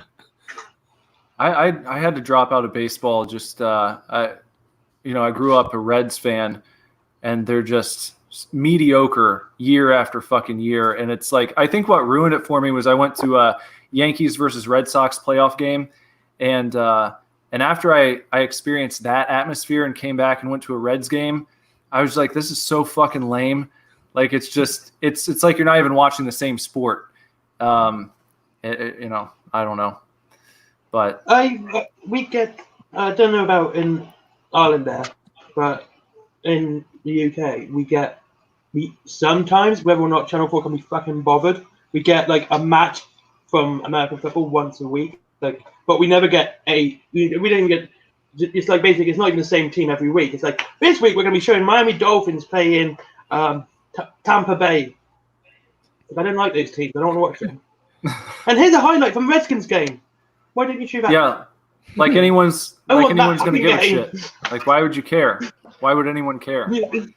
Here's some filler from the States. You know? Enjoy. Yeah, just watch this one Yeah. novelty. But it's always on it's like stupid o'clock. It's like 1 o'clock in the morning, and that's what makes me laugh. Is because this is a live game for Florida. 1 o'clock in the morning. That's not live because Florida's only 4 hours behind us, you dickhead. Why are you showing that at 1 o'clock? No. And but we don't get base. We No don't get baseball. baseball. No hockey. We get. I don't know. I used to watch hockey in Belfast. I used to watch the Belfast Giants play, but it's nothing like American hockey. That's hockey. It isn't. Really isn't. It's a lot. tamer. yeah, and I can see Belfast being in the hockey. Belfast would Yeah. fucking be in the hockey. Bunch of lads kicking the shit out of each other with sticks. They'd be in the hockey in Belfast. Yeah. Yeah. And Eric, rugby. I was Also, gonna ask rugby you is another one. I had a question for Eric about his Roddy Piper book. Are you doing any like action scenes in there? Is there like actual wrestling matches that take place? We have one of our guest stars is Hacksaw Jim Duggan, and he owns a pizza Cool. joint in this universe. And there's this evil crime syndicate called the Stable who's been committing crimes, and they hold up his pizza joint and wreck the place. And so, in this universe, Roddy Piper is a talk show host, and so he makes a deal with the authorities to release these hoodlums that wrecked Hacksaw's joint and bring them onto the show.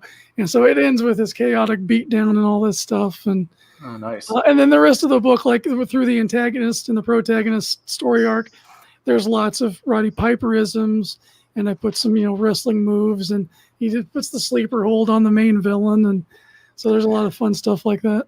That's something I loved about. I don't know if anyone here has read Battle Maiden Knuckle Bomb. Anyone get that one? I missed out on it. Ken I Lane? want to get the second one, and hopefully he'll have a 1 and 2 together thing. I love that book, and he actually incorporates Japanese women's wrestling into it, and Nice. You can tell he watches it because they're like fucking doing suplexes and actual wrestling moves. It looks like he might have taken inspiration from actual matches, which I think is really cool. It's not necessarily a traditional what would you say, like a traditional reference I feel many people would go to for action scenes is like a wrestling match. Mhm. But I think if more people, especially if you watch like New Japan Pro Wrestling or something like that, you'd probably see some cool scenarios that you might be able to actually work into a fight scene in a comic book. Just something to think about if anyone out there is. I absolutely adore Hikaru Shida. She's my favorite. Oh yeah, she's great. I was Holy really happy Shida. that she won the title. Absolutely. Yeah. What did you think of? I was going to say, I was just listening to what you were saying there, and I was thinking, that is a 1980s cartoon. Why isn't that not a cartoon right now? A wrestler who owns a pizza joint who goes up against a crime syndicate. You couldn't get more 80s cartoon than that, could you? The whole book has that vibe, and I've really been, me and the writer, we really trying to strove to kind of have that type of connection. This should be, something like you'd see on Saturday morning cartoons. So, Carl, I That's what it think sounded like. Deathsworn would obviously be an awesome cartoon. Is that something you thought about at all? It have to be toned down a bit in the violence, but it could be on HBO. Yeah, I mean, Yeah, you got yeah, like it the could be. Spawn thing they did on HBO back in the 90s. Do something like that, but it looks like it would be. Well, I guess you know what? If you wanted to be able to market it to kids, because there's not really a whole lot like that anymore. It's really unfortunate. Like my son's 8, and I show him all the shit that I watched growing up, and he loves it. It's not like I'm making him sit there and strapping him down like the fucking, prying his eyes open to make him You see should it. anyway. Clockwork Orange, yeah. But it's just like there's so little that is just naturally cool right off the bat when you see it for kids now. It's like, look what they've done to Thundercats, and Oh god. and shit like that. It's like everything looks like that Cal Arts shit, and just like little kids have no Tumblr. idea how fucking badass old 80s and 90s action cartoons Compared were. to It's like today's so much cartoons, stuff.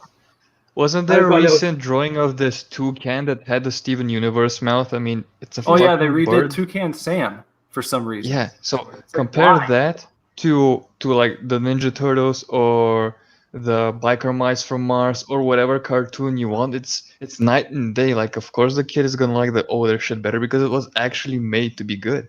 Yeah, it was made to be cool. It was made to connect with kids who just see something and naturally say, "Oh, that's awesome," yeah, I'd love to do that even in comics. I'd love to do like Deathsworn Adventures. That's just an all ages thing. That would be cool. That is a lighter style, lighter subject, out of continuity, just one-off adventures with the team, But yeah, I like that for that sort of audience. Yeah, but I mean, I suppose you could sort of slot it into anything. People always say video game, but for video games, I'm always sort of like drawn towards if it's not like a retro throwback game. If you're thinking about a literal video game, like I love Doom. I'm not a video game player, but the Doom stuff is like, and I love the story, and I love like I got into it because the creative team. I watched a documentary about the creators making the Doom 2016. What's his face? Martin. God, I forget his name. But they're geniuses. John McCormack. Was it John McCormack? No. I'm talking about the 2016 one, the Oh, right. sort of remake. And it was cool because it was like in the age of like everything getting remade. Here were these guys that were like, we want to make something that pays tribute to the past, but also like moves it forward in this like really great direction. And just listen to how they solve problems. Like I always love that, listening to filmmakers, animators, video game people, listen to how they solve their creative problems, because it's no matter what you're doing, once it's like creatively, it's always applicable. You know, you can always be like, the way they like, they always have this idea in Doom when they were making Doom 2016 that they always wanted people to steer into the fun, you know, like steer into fun. That's their gameplay, is like steer into fun.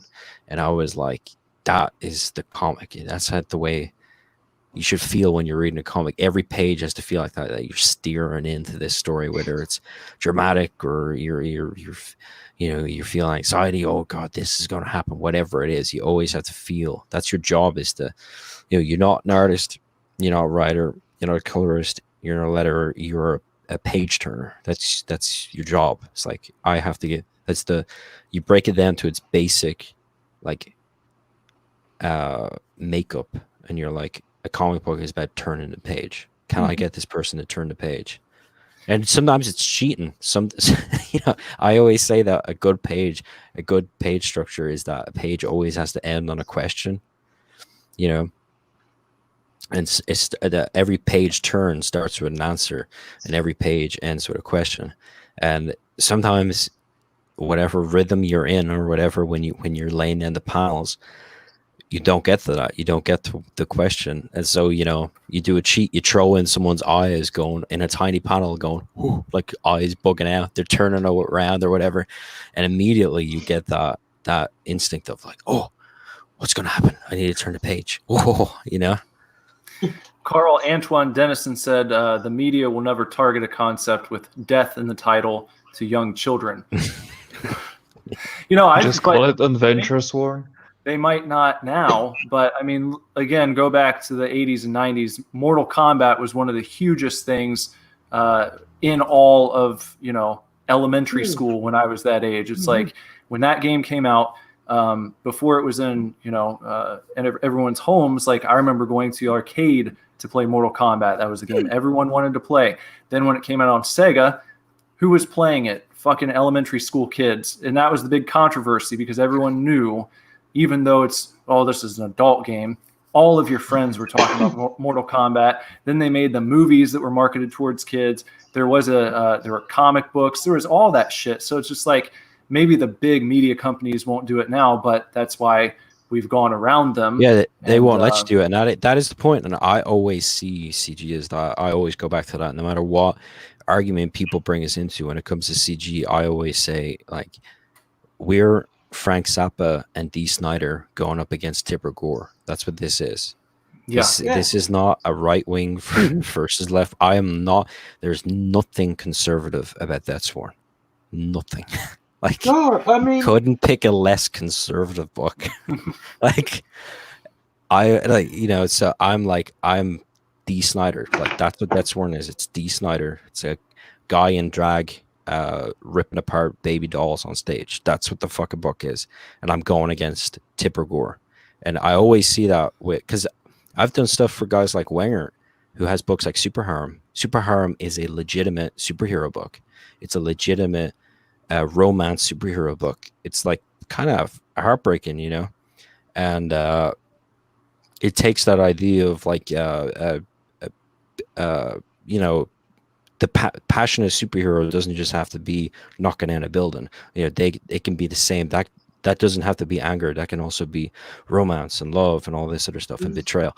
And I saw people telling Wenger, I saw right-wing people telling Wenger that he was going to hell because Wenger is a Christian and he made a book called Super Harem. And I was like, you fuckers, I'm Dee Snider. Like, I'm walking into your court and I'm dressed like a tranny.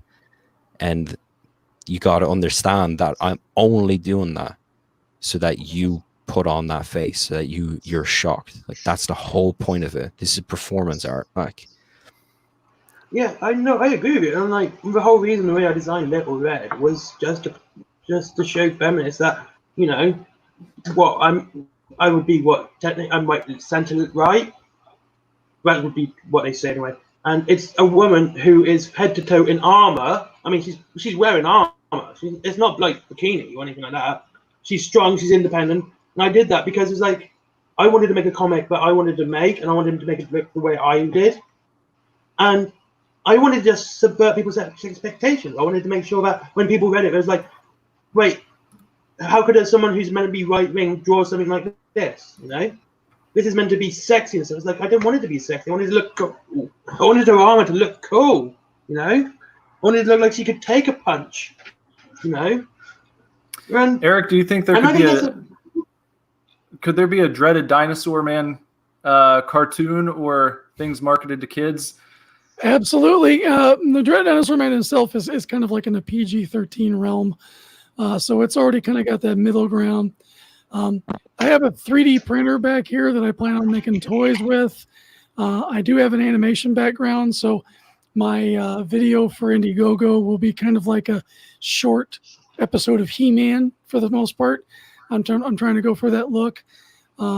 So yeah, there's, it's one of those things is like once you have a solid story, once you have a solid brand behind your character, the opportunities are endless.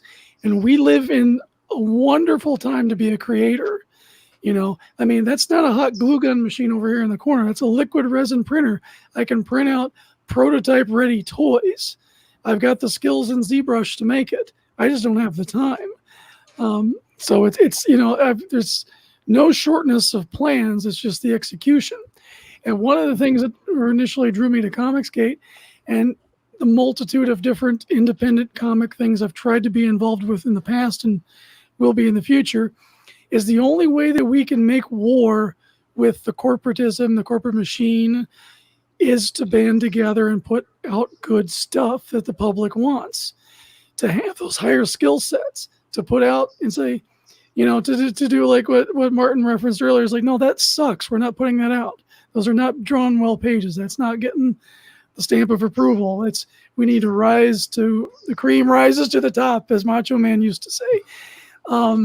And we have to be willing to work together. Unfortunately, what happens is people get into their little cliques, or people become isolationists, think they can all do everything themselves. Some people can, great for it. But if you're going to be on a time schedule and get it out when it's pertinent, you need to work as a team.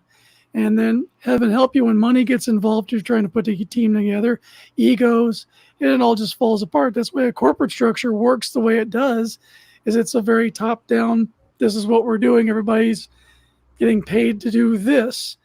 And if we can attain that level of production and quality, we can compete with any industry, whether it's a video game, whether it's a toy, whether it's all this other stuff. Yeah, that's a great point. No, you're right. Talking about toys. Oh. Talking about Oh, toys. yeah. That's beautiful. Yeah, that's. I know. See, I mean, I'm just trying to find a picture which would be PG-13 in my book. I mean, there's no sex or. That is. I want that gorgeous. toy, Carl. When I come to Belfast next in summer, I'm coming to your house to rob that toy off you. I'm just going to go, right, that's my. Now, where did you source that? How did you source that? I have a friend who did model making. I was actually going to do model making before I got into model making course, and it was a 4-year course, and I also got into an illustration course that was 2 years, and I thought, I'm a psychopath and I might really fucking hate college, so let me do the 2-year course first. And I was right. I hated college. But my friend did the 4-year course, and she sculpted these up and cast them, and I hand painted them. These are like really detailed paint jobs. You can't really see it in that. And even these boxes, man, they're handmade. These are all this sheet is cut out of unfinished sheets that I got. They come in strapped in, and these were like, I sold these before I knew that the campaign was ever going to blow up the way it did, that Death Swarm would blow up the way it did. And I sold these for, I think, for being hand painted with handmade boxes. The boxes are signed, numbered. I sold these for dirt cheap, man. So Yeah, I'm looking to do more stuff in the future, but I was thinking of doing those, I don't know because I didn't grow up in the 80s, but those muscle figures. Oh, The yeah. muscle, Oh, yeah. MUS, the monk. What's it? I don't know Muscle. what they were called. The But ones made out of rubber. Yeah. I was gonna do them, but do them out of resin. So they'd be hard, but they'd be the whole one color. If you want to paint them up and put them with your other model stuff, you could. They'd be the right size, but they'd be that one color thing. They'd come in their own little custom tuck box. I'd do like a series of 4. You can get all the characters, or you can pick whatever one. Just things to think about for the future. Like Eric said, it's an awesome time to be a creator because you can actually think about that and then come up with a plan to make it happen without having to land like a deal with a TV network or a publishing deal with Marvel or DC, like books the size of yours. And even, I could start looking into something like that for an idea I have, and I don't even have a fucking book in print yet.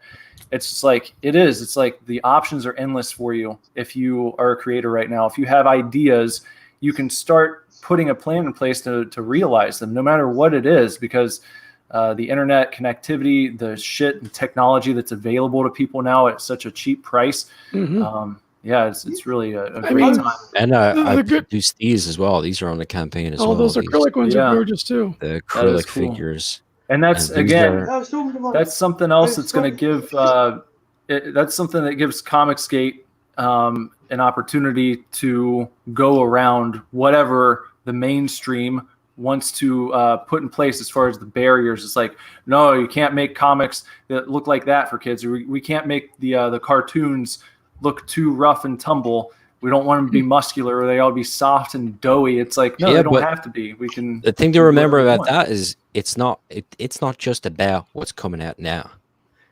They're going back.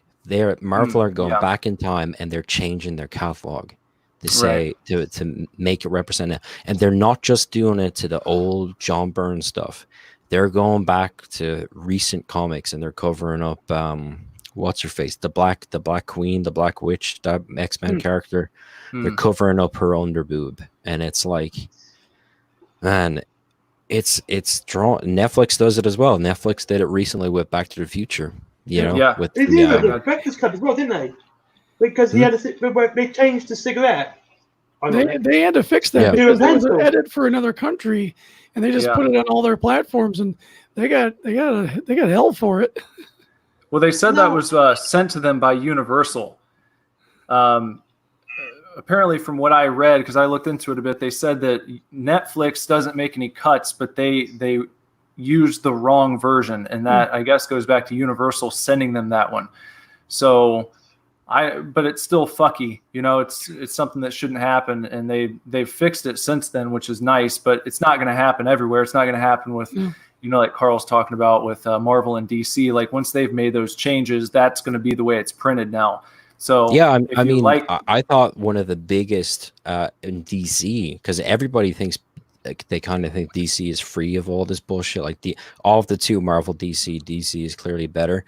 In their Walmart titles that they were putting out, they had Michael Turner, his books, and they were censoring his art. This is an artist, like legendary artist that passed way before his time, was supposed to, like, his work is sacrosanct. Like you shouldn't touch Michael Turner's work. You shouldn't edit it. I've seen stuff where they will reprint his covers and they'll have artists do edits to it to make it like the current day costumes and stuff. And I think that shit is horrible, but that's mediated through like Aspen Comics and his company. So I guess there's some level of family involved that it's like, okay, I can kind of get away with it. These Walmart books outright changed his artwork.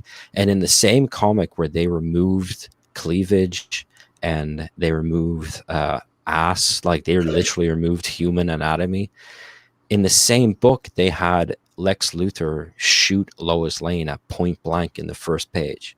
And that was a Tom King Superman story, and that was one of the new stories that was in the book, not a reprint.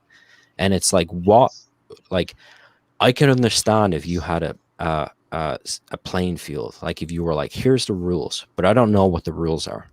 Like how come they can shoot Lois Lane at point blank range in the first page in this Walmart kids book, but then you have to censor out a bit of cleavage and a bit of ass. Yeah. And it's one of these things with Back to the Future, or when you just say cleavage or ass, where it's like, oh well, it's just that, it's just like this popcorn nothing pop culture. But you're like, no, it's literally culture. Like a movie like Back to the Future, it's like you don't know how much infrastructure started and stopped because of that one movie.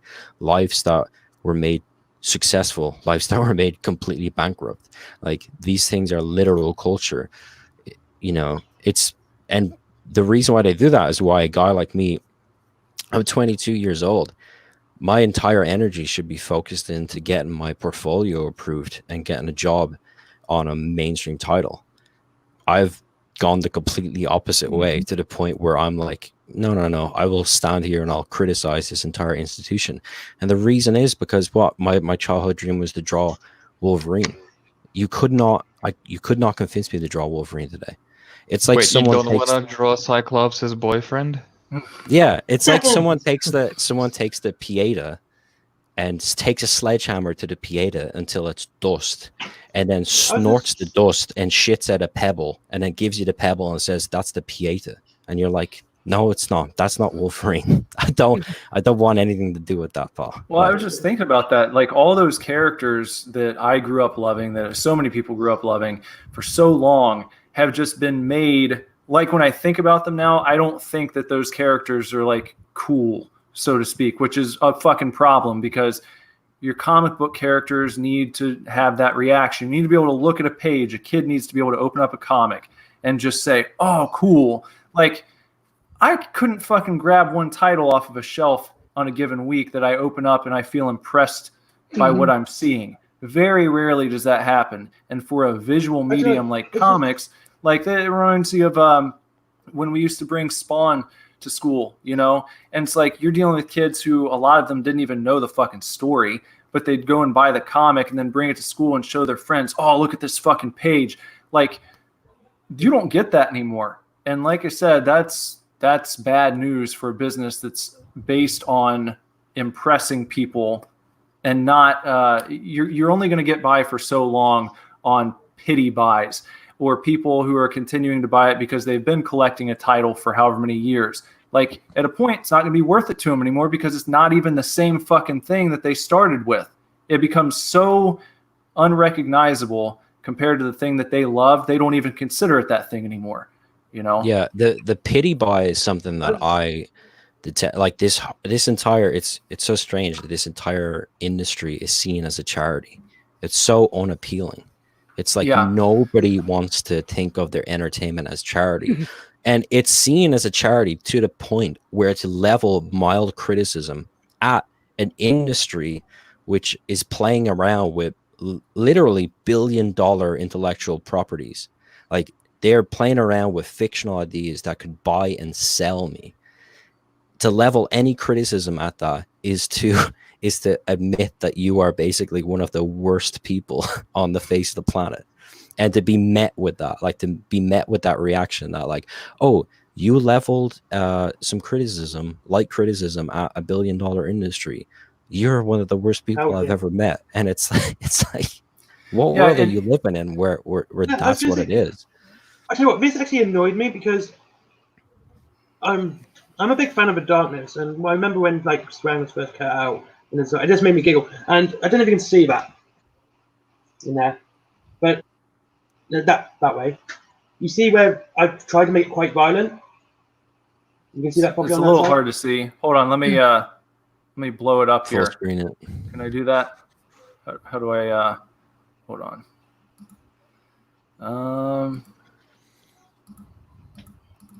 I don't. Sorry, guys. What do I? Does anyone know? I made it deliberately. I'll figure it out for next time. Well, there's me. Oh. No, that wasn't what I wanted. I made it deliberately, but it's very violent. But I deliberately went out my way to censor the nudity and censor the bad language, because to me that was just when I read The Darkness first time, and you have his hello, Hey, there you That's go. scary. Hey, we got it. Now I gotta find it again. Bollocks. Found it. There you go. There you go. It's on this side. There you go. This one in the corner where you see Wolf getting his throat cut. Yeah. Yeah, that's one of the nicer ones, by the way. I thought it was the best present. And I made it that way because it just made me laugh at this censorship to go to a point. It's like, yeah, you can see these guys getting literally ripped apart, but no bad language. It's like, what? So I censored it. I censored the nudity and I censored this bad language, but it still made it violent just because of these stupid asinine rules they want to put on comics. No? Yeah, it's very strange. There doesn't seem to be any sort of consistency or, I think Carl had pointed out there aren't any real hardline parameters that tell you what is and is not acceptable. It just seems to be slightly arbitrary, and it's almost like- a bummer, but It's almost like it's these on the whim titles. of the day. Yeah, It's based on whatever direction the wind's blowing is what the rule is that day. Well, it's also like it's almost like these companies have forgot entirely about IP protection, brand protection. And it's funny because where they're making all the money on these titles is where they actually care about that the most. If you went to Bob Iger and you told him that you wanted to, if you were like a writer for Marvel movies and you were like, hey, I want to do this thing. You ever hear about this comic Secret Empire? And you told him the events of Secret Empire and what you wanted to do to Captain America, Bob Iger would throw you out a window. You'd be done. You'd be like, well, I don't. we would never do that to one of our biggest brands. One of it, like that makes no sense. You're literally destroying a brand. You're destroying something that people feel connected to. Well, and that's also the idea that I think a lot of these kind of the people that show up that think that they're these real artists, like there's this real love for like the failing artist stereotype that somehow that adds credibility because they think that Starving artist, yeah. the starving artist, because they think that being commercially successful is somehow like it takes away from the idea that you're like there's true art to it. But it's like being commercially successful means that you have connected to people, means that you connected to a large amount of people, which means that like that is the art. That's what you're trying to do with your product, is connect to people. Like that's the whole point of it. The reason why we like Star Wars, all this stuff, all these stories, is because it connects to us in some way. The idea that there's no way to be commercially successful in that without stripping away the idea of art. Yeah, is bullshit. if you're not creating something to connect to an audience, if you're just doing it for yourself, that's essentially just a type of masturbation. Yeah. You're not pretty much. you're not doing it for any reason other than yourself. That's the only validity to it. And And it you have to doesn't make matter. sure that people don't twist your words there, because then you're like, oh well, you just want the artist to be shills and fucking follow the whims of the fans all the time, and no, that's not the point. You have to, as a creator, make content that you feel passionately about No. and that you love and that you feel is honest. But at the same time, once you start making something that people connect with, it's silly to, in a way, almost what you feel like is some of these companies, some of the people in charge of these IPs are simply doing the opposite of what the fans want to, I don't know, to prove some point. I don't know, to show fans that they're not really the ones in charge, that the creators are, but really the creators aren't. They're reacting in a completely illogical way that's driven by, it seems, what people are asking for. So they're not being intellectual. They're not being deep. They're not making any sort of point. All they're doing is reacting to what people like and then doing the opposite. Mhm. And it just fucking blows my mind, because you've got generations of people who are passionate about these things, who are telling you day after day on social media like in a extended never-ending focus group exactly what they want, and you refuse to give it to them. And then these things continue to plummet in sales, and the comic book industry, of course, is in the state it's in right now. It's like if they put Bob Iger in charge of Marvel, like I have a hard time believing he would make the same hires that whoever's hiring the artists has made, or hire the same writers. Like to me, it's mind blowing that they haven't connected the Marvel universe to the Marvel movies when they're doing so well. You know, dude, I've been saying that since the first Avengers movie came out. Yeah, there should have been a comic book stand in the theater. Come on. Exactly. It'd be Not so even that. easy. I was saying that back then. I was like literally in high school, and I was like, they need to create a separate universe that is entirely based in this Marvel Cinematic Universe, where they can put in the X-Men, where they can put in the Fantastic, they can put in the characters that at the time they didn't even have the rights to do in the movies. Right. It's like it just makes so much sense, you know. But you know, I went through on one of my live streams. I was like, pretend you're a normie. You just saw an Iron Man movie. You want to buy an Iron Man graphic novel that isn't old Bob Layton stuff that the normie looks at and goes, that's trash. Normie people look at that and go, what is that? That's garbage.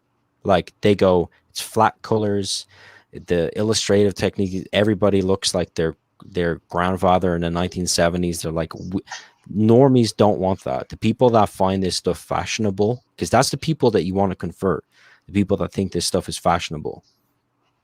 When they go to Marvel.com, there's literally no option for them to buy an Iron Man graphic novel.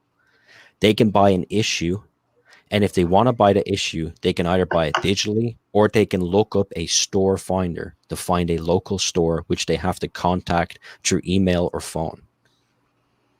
And the other thing, right? Amazon's right there. Amazon's your next door neighbor, and Indiegogo is right there beside you, and you're stuck in the fucking middle.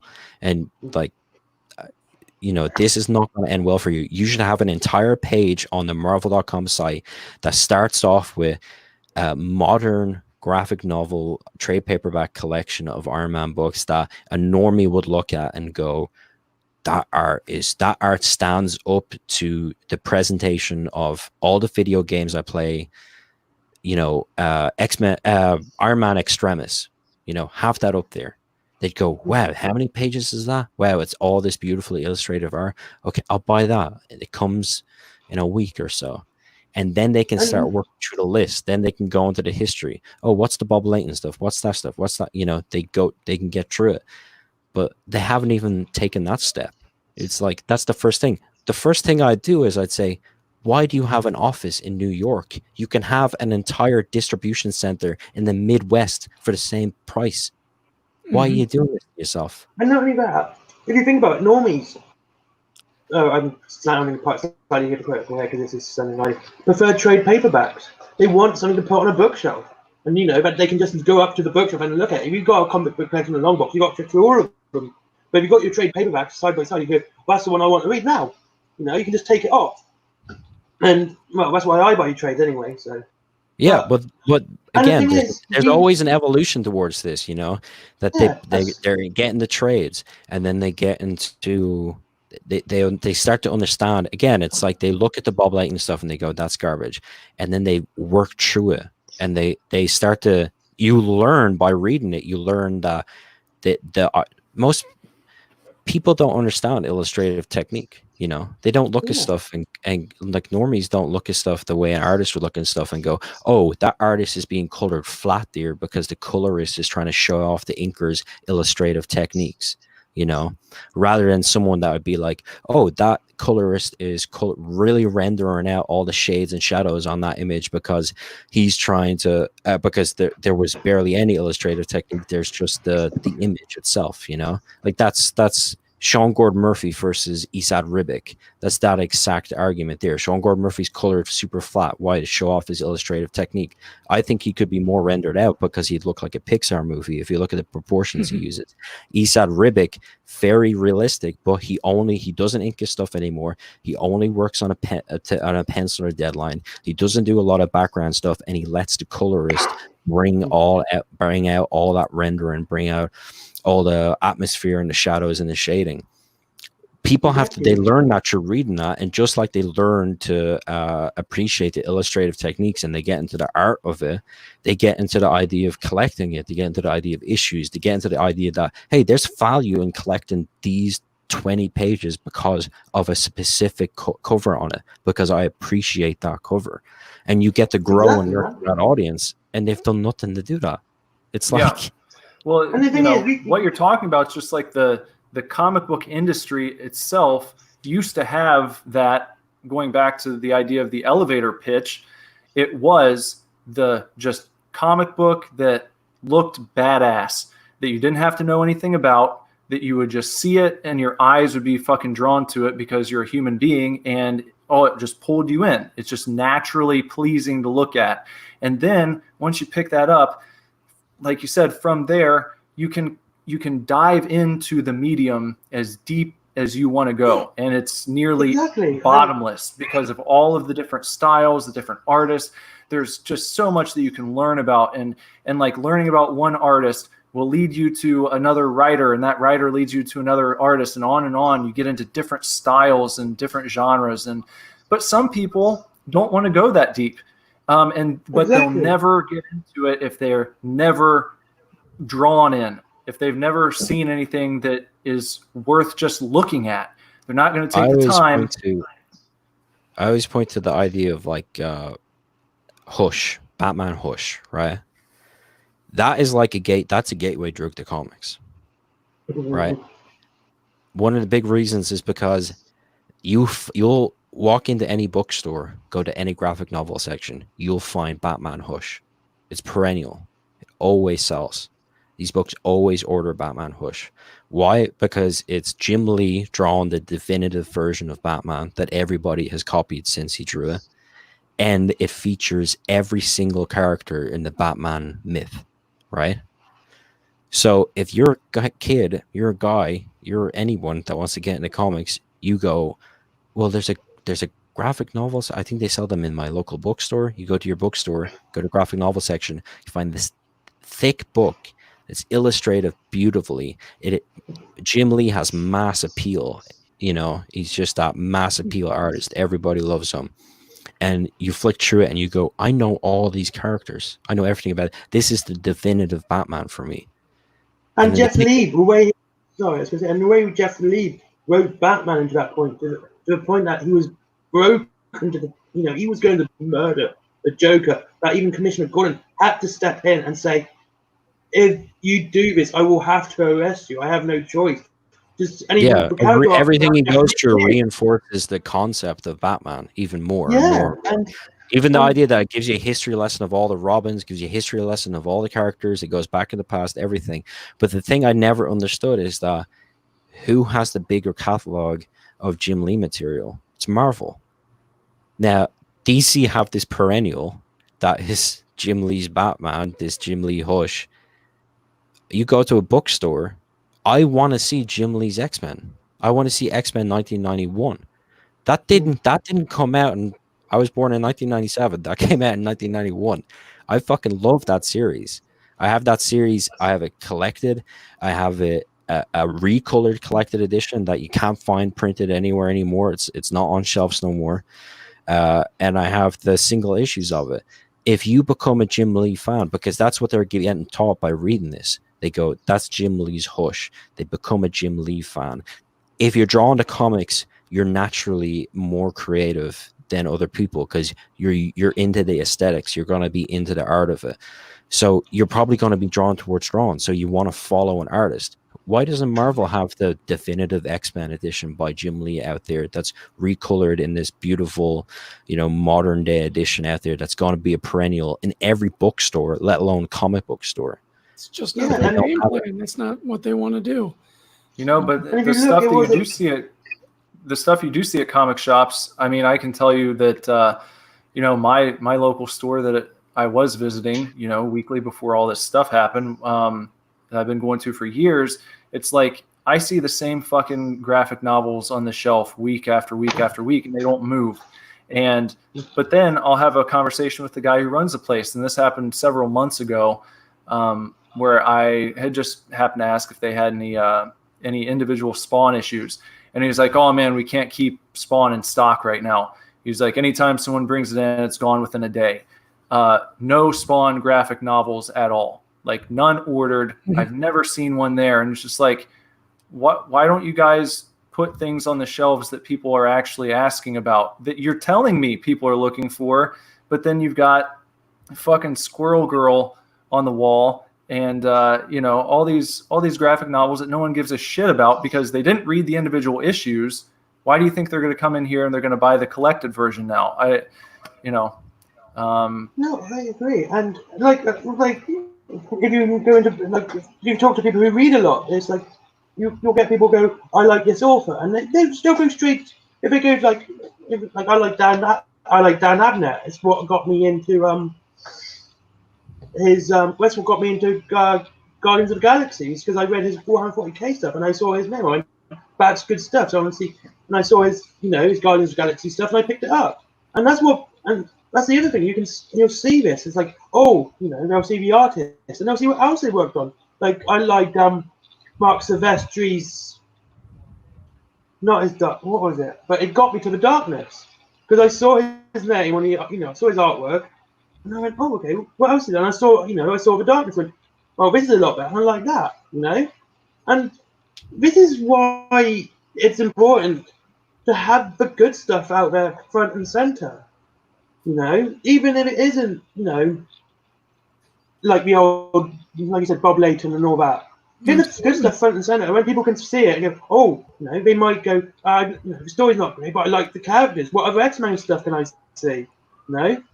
Or and then they'll read like X-Men, or they might read Batman and they get into Batman and go, who's Nightwing? And then they go and they start enjoying Dick Grayson's storyline, and they start getting into Nightwing and Batman, and they start seeing that and stuff like that, and it grows because the universe is just, comics industry is just so interconnected through characters, through artists, through writers, that you pick up one comic completely unrelated to anything else. Okay, I'll tell you what. You can pick up Archie, right?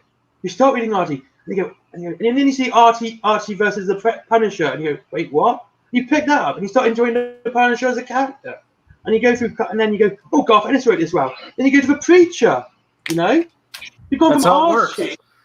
That's from what's great Archie, about one of the friendliest ones, to the Preacher, which is, not But the Preacher, which is you not need people. But you need people to take that first step, and that's what's not happening. But that's what I think Comicsgate is fixing. I mean, obviously not on the scale that Comicsgate doesn't have fucking Marvel's marketing ability, but we're making meaningful and lasting connections with customers who are telling other people about books, and many people who either haven't read comics for years or maybe never read a comic book at all. In the case of many people I heard who would send Ethan super chats, back when he was promoting Cyberfrog before the first campaign even launched, is like, I've never read a comic, but I've listened to your Star Wars videos every day, and I'm going to back it and see what it's all about. How many people were in that situation? It's so cool how you can bring people in even that way, but it takes caring, it takes treating people well, and then you have to deliver, of course. But if you do those things, then you've brought a new person into the industry. You've brought a new person into comics, and then they can explore, like I said, as deeply as they want to, or stay right on that surface and only follow you if that's what they choose to do. Absolutely. I couldn't agree more. Guys, this has been great. I have to get going. I've got a late drawing show tonight, and I got to eat in the middle. Understandable. I think it's probably about time to wrap up. We did 2 hours, so that's I should be good jumping work. on. I should be jumping. I'm going to be jumping onto another stream now anyway. So, All right, guys. Anybody who's watching, please go to Webtoon and check out Dreaded Dinosaur Man. Give me a subscribe on there, and look for new episodes coming out shortly. Otherwise, you can hit me up on erichodson.com. Check out my anime and wrestling artwork if you like. And I'm also going to be on the Indie Volt Network tonight for Art of War. It's a drawing show, and nobody knows what they're drawing until the show starts, and the winner wins a cool prize. So Cool. talk to you guys later. Thanks for being here, Eric. It's been fun. Marty, Take care. Pardon? do you have anything Yeah, I've got the you game. want to show before we go here? I just want to show Little Red and Resi out. It's out now. It's paperback is $10, £10, £10, €10, 10 whatever. Straight up, it's £10, 10 everywhere. There is no price difference for all country. It's based on Little Red Riding Hood, except with cyborg werewolves and Lovecraftian monsters and excessive amounts of violence. Sounds like fun. So Just what people need. exactly All right. what the people need. Well, Right, thanks for being here. Take a good cut. You were going to say something? Sorry. Oh, no. I was going to say that I put links basically to everyone's projects down below in case anyone watching this now or later would like to go and check anyone's work out. It's all down there in the description. Also subscribe to Gaming at its Best. I've actually left a message on the board on chats. You can find me there. It's retro gaming videos. You can catch me there as well when I actually upload something. Take care, guys. Have a good one. Yep. Thanks. See you later. Bale. Oh, wow, this is freaky. This is freaky. Like, what the hell, dude? Hold on. Can we? Is Is there a better? How about that? Oh, yeah, okay. better. This is a lot better. Holy shit. Oh, mainly my portfolio. I am working on a book right now, but it's not a Comicsgate book. It's not a graphic novel. It's a project, so I can get some money. But I've heard that a lot of people are having trouble finding artists in Comicsgate, and I'm available as long as you're okay that I might not be able to do 5 pages a week because of that project that I'm doing. But if you are looking for an artist, just hit me up. Same name on Twitter, on Instagram, on Mixer, Balander. And my All right, portfolio is in your description, right? Yep, it's down there. All right. Well, Yeah, thanks that's for being about it. here, man. I appreciate This it. was fun, and I'll see you guys around. All right, we'll see you soon. We're all like taking times to get kicked out. This is great. Yeah, man. But Well, I yeah. appreciate you coming on, and I know it's obviously smaller channel than you're probably used to being on at this point, but I appreciate being Everybody's here building, nonetheless. dude. That's all that matters. Building. You know, I saw today the Magic Cup guys, the Sade brothers, Sade Comics. They launched their second book, man, and it's already dwarfed their first book. You know what nice. took them a month to get in funding, and their last book took them about an hour this time. So everything's wow. about growing, man. Yeah. There's no shame in it growing. But yeah, I'd say check out That Sworn, Back That Sworn. I got titty posters that are coming in each book. You're gonna get nice. cool old school pinups. These are also the same art that's gonna be on one of the trading cards. And yeah, check it out. This is fun. Thanks, man. I thought I had one. Oh yeah, you had mentioned Magic Cop real quick. Do you know Pablo Romero? He did one of the covers to that. I think to the first one. Yeah. He does. Yeah. That dude does awesome I art. think he's done a cover for Lady Alchemy and stuff. Yeah. He's great. Yeah. He's that real retro style. Yeah, I love that stuff.